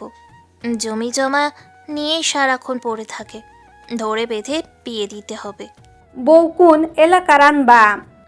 পদ্মজা হাসল, বলল, শান্ত চা চায়। ধপাস করে কিছু একটা পরে নুহাস আর আলিয়া আবার দুষ্টুমি শুরু করে দিয়েছে। লতিফা বিরক্তি নিয়ে বলল, ওরা দিন দিন খালি শয়তান ওইতেইছে। শয়তান বলতে মানা করেছি। আল্লাহর রহমতে আমার ছেলে মেয়েরা আমার গর্ব হবে, আমি টের পাই। পদ্মজা এই 3 বাঁদর ছেলে মেয়ের মুখে অলৌকিক কী দেখেছে লতিফার জানা নেই। শুধু এইটুকু জানে এরা 3 জন যেখানেই যায়, যেই জায়গায় যায় তাণ্ডব শুরু করে দেয়। লতিফা জোর গলায় বলল, দেহ পদ্মজা, আমি কিন্তু হুদাই কইতাছি না, দিন দিন আরো বিগড়ে যাইব। পদ্মজা লতিফার কথা পাত্তা দিল না। সে খাবার পরিবেশন শেষে ঘরে চলে যায়। একদিন নুহাস ও আলিয়াকে রাগ দেখিয়ে চলতে হবে। নুহাস খাবার খেতে এসে বলল, লুতু খালামুনি মা খাবে না। না খাইব না। তোমরা দুইটাই যেমনে মাস্টারের সামনে পদ্মর মুখ কালা করছো, পদ্ম খাইব কেন? হ্যাঁ গুসা করছে। আলিয়া পদ্মজার ঘরের দরজার দিকে তাকিয়ে বলে, তাহলে আমরাও খাবো না? তাহলে আরো বেশি রাগ করবে, আরো বেশি কষ্ট পাবে। মনের ব্যথা নিয়ে মুখ গুমট করে তারা। দুজন খেলো। খাওয়া দাওয়া শেষ করে 3 জন ঘরে গিয়ে শুয়ে পড়ে। পদ্মজা প্রতিদিন ঘুমাবার পূর্বে তাদের গল্প বলে। গত 1 মাস ধরে পদ্মজা একটা গল্প বলছে। গল্পটা এক দুষ্টু রাজা ও এক মিষ্টি রানীর। ভালোবাসা সত্ত্বেও রানী রাজাকে খুন করে। তারপর রানীর কারাদণ্ড হয়। কারাদণ্ড হয়ে যাবার পর কখন মুক্তি পেল, পরের জীবনটা কিভাবে কাটালো বলল না পদ্মজা। পরের জীবনটা কিভাবে কাটলো বলল না পদ্মজা। সেটা জানার জন্য 3টে ছেলে মেয়ে উদ্গ্রীব হয়ে বসে আছে। পদ্মজা বলেছিল আজ বলবে, কিন্তু বলার সুযোগই পেল না। নুহাস ও আলিয়া রাগিয়ে দিল। নুরি দরজা লাগিয়ে নুহাসের আলিয়াকে ডাকলো। একমাত্র বসার পর নুরি বলল, আজ বাবার মৃত্যুবার্ষিকী, তাই কিছু বলার দরকার নেই। কাল সকালে তোরা দুজন মার পায়ে ধরে ফেলবি। নুরি কথা শেষ করে হাত তালি দিল, যেন সব সমস্যা শেষ। নুহাস ভ্রু কুঁচকে বলল, মা পা ধরে ক্ষমা চাওয়া পছন্দ করে না। নুরি হাসি মিলিয়ে গেল। আলিয়া পেতি, আমরা সব বই পড়ে তেত করে ফেলবো, মা ক্ষতি হবে। বছর পার হয়ে যাবে, মা 1 বছর রেগে থাকবে। তারা ঘন্টা খানেকের সমালোচনা করে কোনো পরিকল্পনা চূড়ান্ত হলো না। একজনের পছন্দ হয় তো অন্যজনের পছন্দ হয় না। হুট করে তারা পদ্মজার গলার স্বর শুনতে পেল। পদ্মজা লতিফাকে বলছে, লতুবুবু, বাড়ির বড় বিড়ালদের বলে দাও, তাদের ফিসফিসানি শোনা যাচ্ছে। নুহাস, নুরি ও আলিয়া দ্রুত লেপ মুড়ি দিয়ে শুয়ে পড়ে। পদ্মজা মাঝরাতে নিজের ঘর থেকে বের হয়। লতিফা জেগেছিল, তাহাজ্জুদ নামাজ আদায় করছে। পদ্মজার সংস্পর্শে এসে তার মুখের আঞ্চলিক ভাষা ছাড়া সব পাল্টে গেছে। রেনুকে বিয়ে দিয়েই সে পদ্মজার সঙ্গী হয়েছে। লতিফা জায়নামাজ ছেড়ে উঠতেই পদ্মজা বলল, আমি বের হচ্ছি, আমাকে না পেয়ে ওরা যেন বের না হয়। আশেপাশের অবস্থা ভালো না। পাশের এলাকার পরপর 2টা লাশ পাওয়া গেছে। এখানে আবার কোন চক্রান্ত চলছে কে জানে। দরজা বন্ধ করে রেখো। তুমিও যাইও না পদ্ম। পদ্মজা শুনল না। প্রথমে ছেলে মেয়েদের ঘরে গেল। নুরি ও আলিয়াকে এক বিছানায় ঘুমাচ্ছে, আর নুহাস পাশের বিছানায়। পদ্মজা ঘুমন্ত 3 ছেলে মেয়ের কপালে চুমু দিয়ে আলতো করে মুখ ছুঁয়ে দিল। এই 3টি ফুটফুটে ছেলে মেয়েকে সে ভীষণ ভালোবাসে। তাদের জন্যই পদ্মজা নিজের জীবনকে কোরবান দিতেও প্রস্তুত আছে। জীবনে যতটুকু আনন্দ তারা আছে, পুরোটাই অবদান নুরি, নুহাস আর আলিয়ার। পদ্মজা অনেকক্ষণ বসে রইল, তারপর ঘর ছেড়ে বেরিয়ে পড়ল বাইরে। কোয়ার্টার ছেড়ে বের হতেই নিঃসঙ্গতা কামড়ে ধরে তাকে। আমিরের প্রতিটা মৃত্যুবার্ষিকীর রাত সে খোলা আকাশের নিচেই কাটায়। চোখ বন্ধ করে অনুভব করে ফেলে আসে সেই স্মৃতিগুলো। এই সময়টুকু একান্ত তার আর আমিরের। ঘণ্টাখানেক হেঁটে এসে এক পাহাড়ের চূড়ায় দাঁড়ালো পদ্মজা। এই পাহাড়ের এখানকার সবচেয়ে উঁচু পাহাড়। একটা মই হলেই যেন আকাশের ছোঁয়া যাবে। আকাশের গায়ে লক্ষ লক্ষ তারা জ্বলজ্বল করছে। এর মাঝেই কোন তারাগুলো পদ্মজার প্রিয়জন। পদ্মজা এক হাত আকাশের দিকে বাড়িয়ে ভেজা কণ্ঠে উচ্চারণ করল, আমার প্রিয়জনেরা। তার এই দুটি শব্দে প্রকাশ পায় ভেতরে সব দুঃখ, যন্ত্রণা, অভাববোধ। মা, বাবা, বোন, স্বামী, শাশুড়ি সবাই আকাশটাতে থাকে, শুধু সে জমিনে রয়ে গেছে। পদ্মজার চোখ বুঝল, সাঁই সাঁই করে বাতাস বইছে। বাতাসের শব্দ শোনা যাচ্ছে, ঠান্ডায় শরীর কাঁটা দিচ্ছে। চোখের পাতায় দৃশ্যমান হয় হেমলতার তীক্ষ্ণ দৃষ্টি, রুক্ষ মূর্তি, পূর্ণার আহ্লাদ হাসি, আমিরের ছোঁয়ার বাহানা, বুকে নিয়ে কান্না থামানো। কত সুন্দর অতীত, কতটা সুন্দর। পদ্মজা চোখ খুলল, বাতাসের শব্দ শোনা যাচ্ছে, ঠান্ডায় শরীরে কাঁটা দিচ্ছে। চোখের পাতায় দৃশ্যমান হয় হেমলতার তীক্ষ্ণ দৃষ্টি, রুক্ষ মূর্তি, পূর্ণার আহ্লাদ হাসি, আমিরের ছোঁয়ার বাহানা, বুকে নিয়ে কান্না থামানোর। কত সুন্দর অতীত, কতটা সুন্দর। পদ্মজার চোখ খুলল, তার খোলা দুটি চোখ জলে ভরে উঠেছে। সে শিশির ভেজা ঘাসের ওপর বসল। দিনটা কেটে যায়, রাতটা তার কাটে না। আমির শয়ন স্বপ্নে রাজত্ব করে। পদ্মজা অসহায় চোখ দুটি মিলে আকাশের দিকে তাকিয়ে আছে। হঠাৎ করে যদি তার স্বামীর মুখটা ভেসে উঠত, কেমন আছে সে? পদ্মজার 2 চোখ বেয়ে জলের ধারা নামে, নীরবে কাঁদতে থাকে। সে ভীষণ অসহায় দেখাচ্ছে তাকে। দিনের আলোয় দেখা কঠিন ব্যক্তিত্ব সম্পন্ন রাগী পদ্মজা রাতের বেলায় এমন অসহায়ের মতো কাঁদে, কেউ বিশ্বাসই করবে না।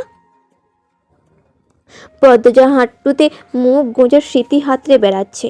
হঠাৎ সে কারো উপস্থিত টের পেল। তার আগে কেউ হেঁটে আসছে। গত 2 সপ্তাহ দুটো খুন হয়েছে। ঘটনাটি ঘটেছে পাশের এলাকায়। এলাকাটি খুব কাছে। লাশের ছবি দেখে বোঝা গেছে কেউ বা কারা দেশে আতঙ্ক ছড়ানোর চেষ্টা করছে। সেই সাথে লাশের শরীরের ক্ষতস্থান দেখে মনে হয়েছে হত্যাকারী বা হত্যাকারীর শয়তানের উপাসনা করা। পদ্মজা মস্তিষ্ক সক্রিয় হয়। সে তার কোমরে গোঁজা থাকা খাপ থেকে ছুরি বের করলো। তারপর দ্রুত ঘুরে দাঁড়ালো। দেখলো নুরি দাঁড়িয়ে আছে। তার পরনে কালো বরখা। নুরিকে দেখে পদ্মজা অবাক হয়। সেকেন্ডে কয়েকটির মধ্যেই অবাকের ছাপটা থেকে সরে গেল। নুরি প্রায় সময় তাকে অনুসরণ করে। সে পদ্মজাকে একা ছাড়তে নারাজ। পদ্মজা ঘাসের ওপর বসতে বসতেই বলল, পিছু নিতে না করেছিলাম। নুরি কিছু বলল না। পদ্মজাও চুপ রইল। নুরি ঘাড় ঘুরিয়ে পিছনে তাকালো। নুহাস ও আলিয়া দূরে দাঁড়িয়ে আছে। তাদের চেয়েও দূরে দাঁড়িয়ে আছে লতিফা। লতিফা নুরিদের আটকানোর চেষ্টা করেছে, কিন্তু বাঁদরদের সে আটকাতে পারল না। পারে তো তারা লতিফার হাত পা বেঁধে ফেলে। নুরি সাবধানে ডাকলো, মা। পদ্মজা দূরে চোখ রেখে নির্বিকার কণ্ঠে বলল, বল। বাবার জন্য কাঁদছিলে? পদ্মজার নিরুত্তর। নুরি সময় নিয়ে নির্দ্বিধাবোধ জিজ্ঞাসা করল, দুষ্টু রাজাটা বাবা আর মিষ্টি লালিতা তুমি, তাই না মা? পদ্মজা চমকে তাকালো, অপলকভাবে তাকিয়ে রইল।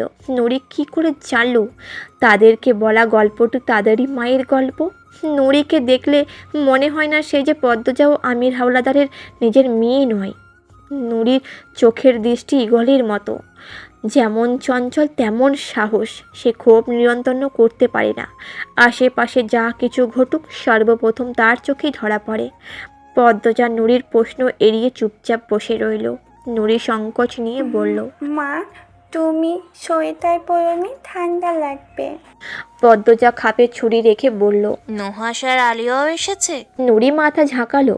পদ্মজা নুরিকে নিয়ে নিচে নেমে আসে। নুহাস আর আলিয়া সামনে এসে 3 জনের উদ্দেশ্যেই বলে, সাহসী সঠিক সময় হতে বলেছি। এই রাতের বেলায় ঝুঁকি নিয়ে মায়ের পিছু নিতে নয়। আমার এলো ইয়াহেরাস চিন্তায় আসিল খুন টুন যে হইল গত সপ্তাহে এর লেগা। পদ্মজা ভুঁ উঁচিয়ে বলে, তাহলে ওরা আমাকে বিপদের হাত থেকে বাঁচাতে এসেছে? নুরি, নুহাস, আলিয়া ভয়ে একজন আরেকজনের চাওয়াচাই করলো।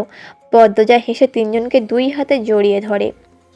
আমার সাহসী বাচ্চারা, কিন্তু এত রাতে আসা একদম ঠিক হয়নি।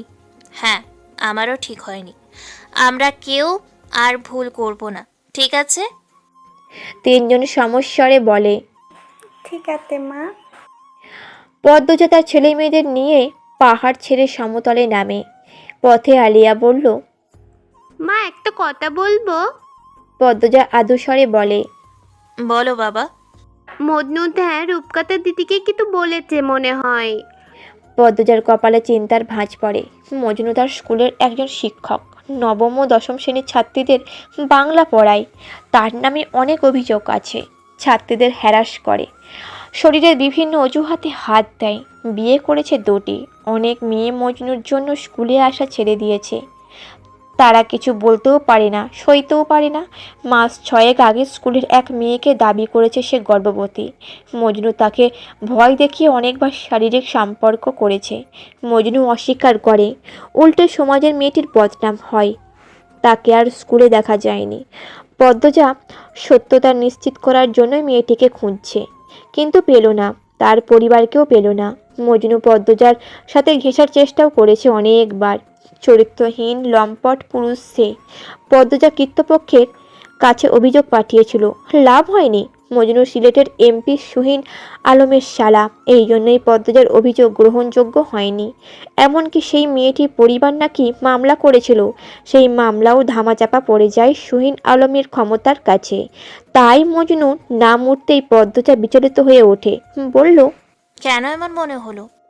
নুরি মাথা নিচু করে বলল, রূপকথা দিদিকে দেখছিলাম মনে হয়। অনেকক্ষণ পর দিদি 2য় ভবন থেকে বের হয়। তখন দিদি কাঁদছিল। দিদির চুল ঢোকার সময় খোপা ছিল, বের হওয়ার সময় এলোমেলো ছিল। আমি আর নুলি আপা রূপকথা দিদিকে টিফিন টাইমে জাম গাছের পিছনে দাঁড়িয়ে কাঁদতে দেখেছি মা। পদ্মজা তাদের মেয়েদের আশ্বস্ত করলো, বলল সব ঠিক হয়ে যাবে। সারা রাত পদ্মজা এই নিয়ে ভেবেছে, মজনুকে আর সহ্য করা যাবে না। মেয়েগুলোর জীবনে সুন্দর মুহূর্তগুলো দূষিত করে ফেলেছে। আবর্জনা বেশি দিন রাখা ঠিক হবে না। চারপাশে দুর্গন্ধ ছড়িয়ে পড়ছে। পরের দিনই স্কুলে গিয়ে পদ্মজা রূপকথার টেকে পাঠালো। রূপকথা হিন্দু ধর্মাবলম্বী, খুব সুন্দর মেয়ে। রূপকথার ধর্মের ভাষায় বলা যায় সে দেবীর মতো সুন্দর। নবম শ্রেণীতে পড়ে। রূপকথা পদ্মজার সামনে এসে কাঁচুমাচু হয়ে উঠল। পদ্মজা রূপকথাকে পরখ করে বলে, তোমাকে ভীষণ হতাশাগ্রস্ত আর ভীতগ্রস্ত দেখাচ্ছে। আমাকে তোমার সমস্যা খুলে বলতে পারো। রূপকথার পদ্মজা কথায় অপ্রভিত হয়ে উঠল। পদ্মজা চেয়ার ছেড়ে রূপকথার পাশে এসে দাঁড়ায়। রূপকথার মাথায় হাত রেখে বলে, মনের মাঝে চেপে রেখো না, কষ্ট লুকিয়ে রাখতে নেই। হাতের মুঠো এনে চেপে ধরে ধ্বংস করে দিতে হয়। রূপকথা পদ্মজার সংস্পর্শে আজ প্রথম এসেছে। পদ্মজাকে প্রতিটা ছাত্রছাত্রী সম্মান করে ভালোবাসে। তাহার ব্যবহার এবং সৌন্দর্য দুটোই সবাইকে অভিভূত করে ফেলে। অনেকে বলে পদ্মজার শরীরে তারা নাকি মা মা গন্ধ খুঁজে পায়। রূপকথাও পাচ্ছে। সে কেঁদে ফেলল। পদ্মজার রূপকথার মুখটা উঁচু করে ধরল। বড় বড় আঁখি তার, লাল টকটকে গাল, ভ্রু জোড়া। এমন সুন্দর মেয়ে কাঁদতে পারে? পদ্মজা বলল। মজনু স্যার কি বলেছে তোমাকে? রূপকথার অনেক কষ্টে কান্না আটকে বলল, আমার মা বাবা নেই, জ্যাঠা জেঠিমার কাছে থাকি। ঠাম্মার কথায় জ্যাঠা আমাকে পড়াচ্ছে। আমি দিঘিপাড়ার সতেন্দ্রবাবু আমাকে বিয়ে করতে চেয়েছেন। জ্যাঠা বলেছে পরীক্ষা যদি ফেল করি আমাকে বিয়ে দিয়ে দিবে। পদ্মজা জানতে চাইল, সত্যেন্দু বাবু মানে দিঘিপাড়ার মোড়ের মধু ব্যবসায়ী? হুম। উনি তো তোমার দাদার বয়সী। আর যেহেতু তোমার জ্যাঠা বলেছে ফেল করলে বিয়ে দিয়ে দিবে, তাহলে পাশ করার চেষ্টা করো। রূপকথার কান্না বাড়ল। পদ্মজা বুঝতে পারল এখনো আরও একটা ঘটনা আছে। আর সে কমল কণ্ঠে বলল, লক্ষ্মী মেয়ে, সবটা বলো আমাকে। মজনু স্যার বলেছেন ওনার সাথে প্রেম না করলে আমাকে ফেল করিয়ে দিবেন। ওনার সাথে যেন প্রেম করি। আমি ভয় পেয়ে যাই। আমি জানি না প্রেম কিভাবে করে। উনি যখন আমাকে ডাকেন আমি যাই। আমাকে অনেক কষ্ট দেয়, শরীরে হাত দেয়। আমার ভালো লাগে না, রাতে ঘুমাতে পারি না। ঠাম্মা বলছে স্যার যা বলে শুনতে, তাহলে বেশি মার্ক পাবো। স্যার গত পরশু আমাকে বলছে আমি আজ যেন স্যারের সাথে ঘুরতে যাই। রূপকথা কাঁপছে, হেঁচকে তুলে কাঁদছে। অনাথ মেয়েটা মা বাবার আদর ছাড়া বড় হয়েছে। আপন দাদির সমস্যা শুনে বলেছে স্যার যা বলে শুনতে, এতে নাকি বেশি মার্ক পাবে। কেমন মানসিকতা! আজ ঘুরতে গিয়ে জানোয়ারটা মেয়েটার কত বড় ক্ষতি করে ফেলবে কে জানে। মজনু সেই অভাগী মেয়েটিকেও কি এইভাবে ভয় দেখিয়ে কাছে টেনেছিল? পদ্মজার রূপকথাকে বুকের সাথে চেপে ধরে। পদ্মজার গায়ের মিষ্টিখানে রূপকথা ডুবে যায়। মনে হচ্ছে সে তার মাকে জড়িয়ে ধরেছে। তার কান্নার বেগ বাড়ে। পদ্মজার রূপকথার মাথায় হাত বুলিয়ে বলল, এই ব্যাপারে আর কাউকে কিছু বলো না, আজ বাড়ি চলে যাও। স্কুল ছুটির পর পদ্মজা মজনুর পিছু নেয়। মজনু তার বাসায় না গিয়ে সিলেটে বোরহান উদ্দিন মাজারের পাশের এলাকায় গেল। পদ্মজা সেখানেও গেল। মজনু বারবার হাতের ঘড়ি দেখছে। বোঝাই যাচ্ছে সে কারোর জন্য অপেক্ষা করছে। পদ্মজা একটা সাদা বিল্ডিংয়ের পেছনে দাঁড়িয়ে থাকে। প্রায় 40 মিনিট পর তাদের স্কুলের জামা পরা একটা মেয়েকে মজনুর সাথে দেখা করতে আসে। পদ্মজা ঘৃণায় কপাল কুঞ্চিত করল। মজনু পরনের জন্য নয়, সুযোগের ব্যবহার করে মেয়েদের ভোগ করার জন্য শিক্ষক হয়েছে। শিক্ষক কখনো লম্পট হয় না, লম্পটরা শিক্ষকের মুখোশ পরে। পদ্মজা পরপর 3 দিন সাবধানে মজনুকে অনুসরণ করে। নিশ্চিত হয়েছে মজনু রাতে ঘুমাবার পর্বেই বাইরে টং দোকানে চা খেতে যায়। তারপর সিগারেট ফুঁকতে ফুঁকতে বাড়ি ফিরে। রাস্তায় 2 পাশে ঝোপ জঙ্গল। এটা মজনুর প্রিয় অভ্যাস হতে পারে। রূপকথা 3 দিন পদ্মজার কথা স্কুলে আসেনি। 4র্থ দিন শেষ রাতে 8টায় পদ্মজার একখানা বড় লাগেজের একটি বড় ধানের বস্তা ও রামদা নিল। খুলে নিল নিজের কানের দুল। শরীরের এমন কিছু রাখলে যা প্রমাণ হিসাবে কাজে লাগতে পারে। কাঁধের ব্যাগে নিল বরখা এবং রুমাল, তারপর নতুন শাল দিয়ে মাথা ঢেকে নিল। রাত ঠিক 10টা বাজে তখন। চারিদিকে শুনশান নীরবতা, ঠান্ডা বাতাস বইছে, মাঝে মধ্যে শেয়ালের ডাকও শোনা যাচ্ছে। মজনু সিগারেট ফুঁকতে ফুঁকতে গুনগুন করে গান গেয়ে বাড়ির দিকে যাচ্ছে, হাঁটছে হেলে দুলে। আশেপাশে গাছপালা বেশি, রাস্তায় দুই ধারে ঝোপ জঙ্গল আর গাঢ় অন্ধকারে ঢাকা। দূরে ল্যাম্পপোস্টের আলো নিভু নিভু হয়ে জ্বলছে। এদিকটায় মানুষ তেমন আসে না। পদ্মজা রামদা নিয়ে একটা বড় গাছের আড়ালে দাঁড়িয়ে আছে, তার লাগেজ ও কাঁধ ব্যাগটা কিছুটা দূরে রাখা। সে তীক্ষ্ণ চোখ দুটি মেলে অপেক্ষা করছে মজনুর জন্য। চোখ দুটি যেন ঝলঝল করছে, তার নিঃশ্বাসেও যেন ছন্দ রয়েছে, শরীরে ঠান্ডা করা ছন্দ। আর সেই ছন্দ হয়েছে প্রলয়ঙ্কারী ঝড়ের পূর্বাভাস। মজনুর দেখা মিলতেই পদ্মজা চাপা স্বরে ডাকলো, স্যার, স্যার। যেন অশরীরী ডাকছে। মজনুর একটু ভয় করলেও উৎসুক হয়ে ডানে তাকালো, জঙ্গল থেকে কে ডাকছে। মজনু উঁচু স্বরে প্রশ্ন করলো, কে? আমি স্যার। কণ্ঠস্বরটা চেনা মনে হচ্ছে, তবে কেমন যেন ভুতুড়ে এবং ভারী। মজনু হাতের সিগারেট ফেলে 2 পা এগিয়ে গিয়ে বলল, আমিটা কে? আমি পদ্মজা। এতদিন যারা সাথে ছিলেন পুরো গল্পটা নিয়ে অনুভূতি বলে যাবেন। উপন্যাসের ভেতর অনেক কুসংস্কার রয়েছে। পুরনো সময়কালের গ্রামের চরিত্রগুলো ফুটিয়ে তুলতে কুসংস্কার আনা প্রয়োজন ছিল। দয়া করে কেউ বিব্রত হবেন না।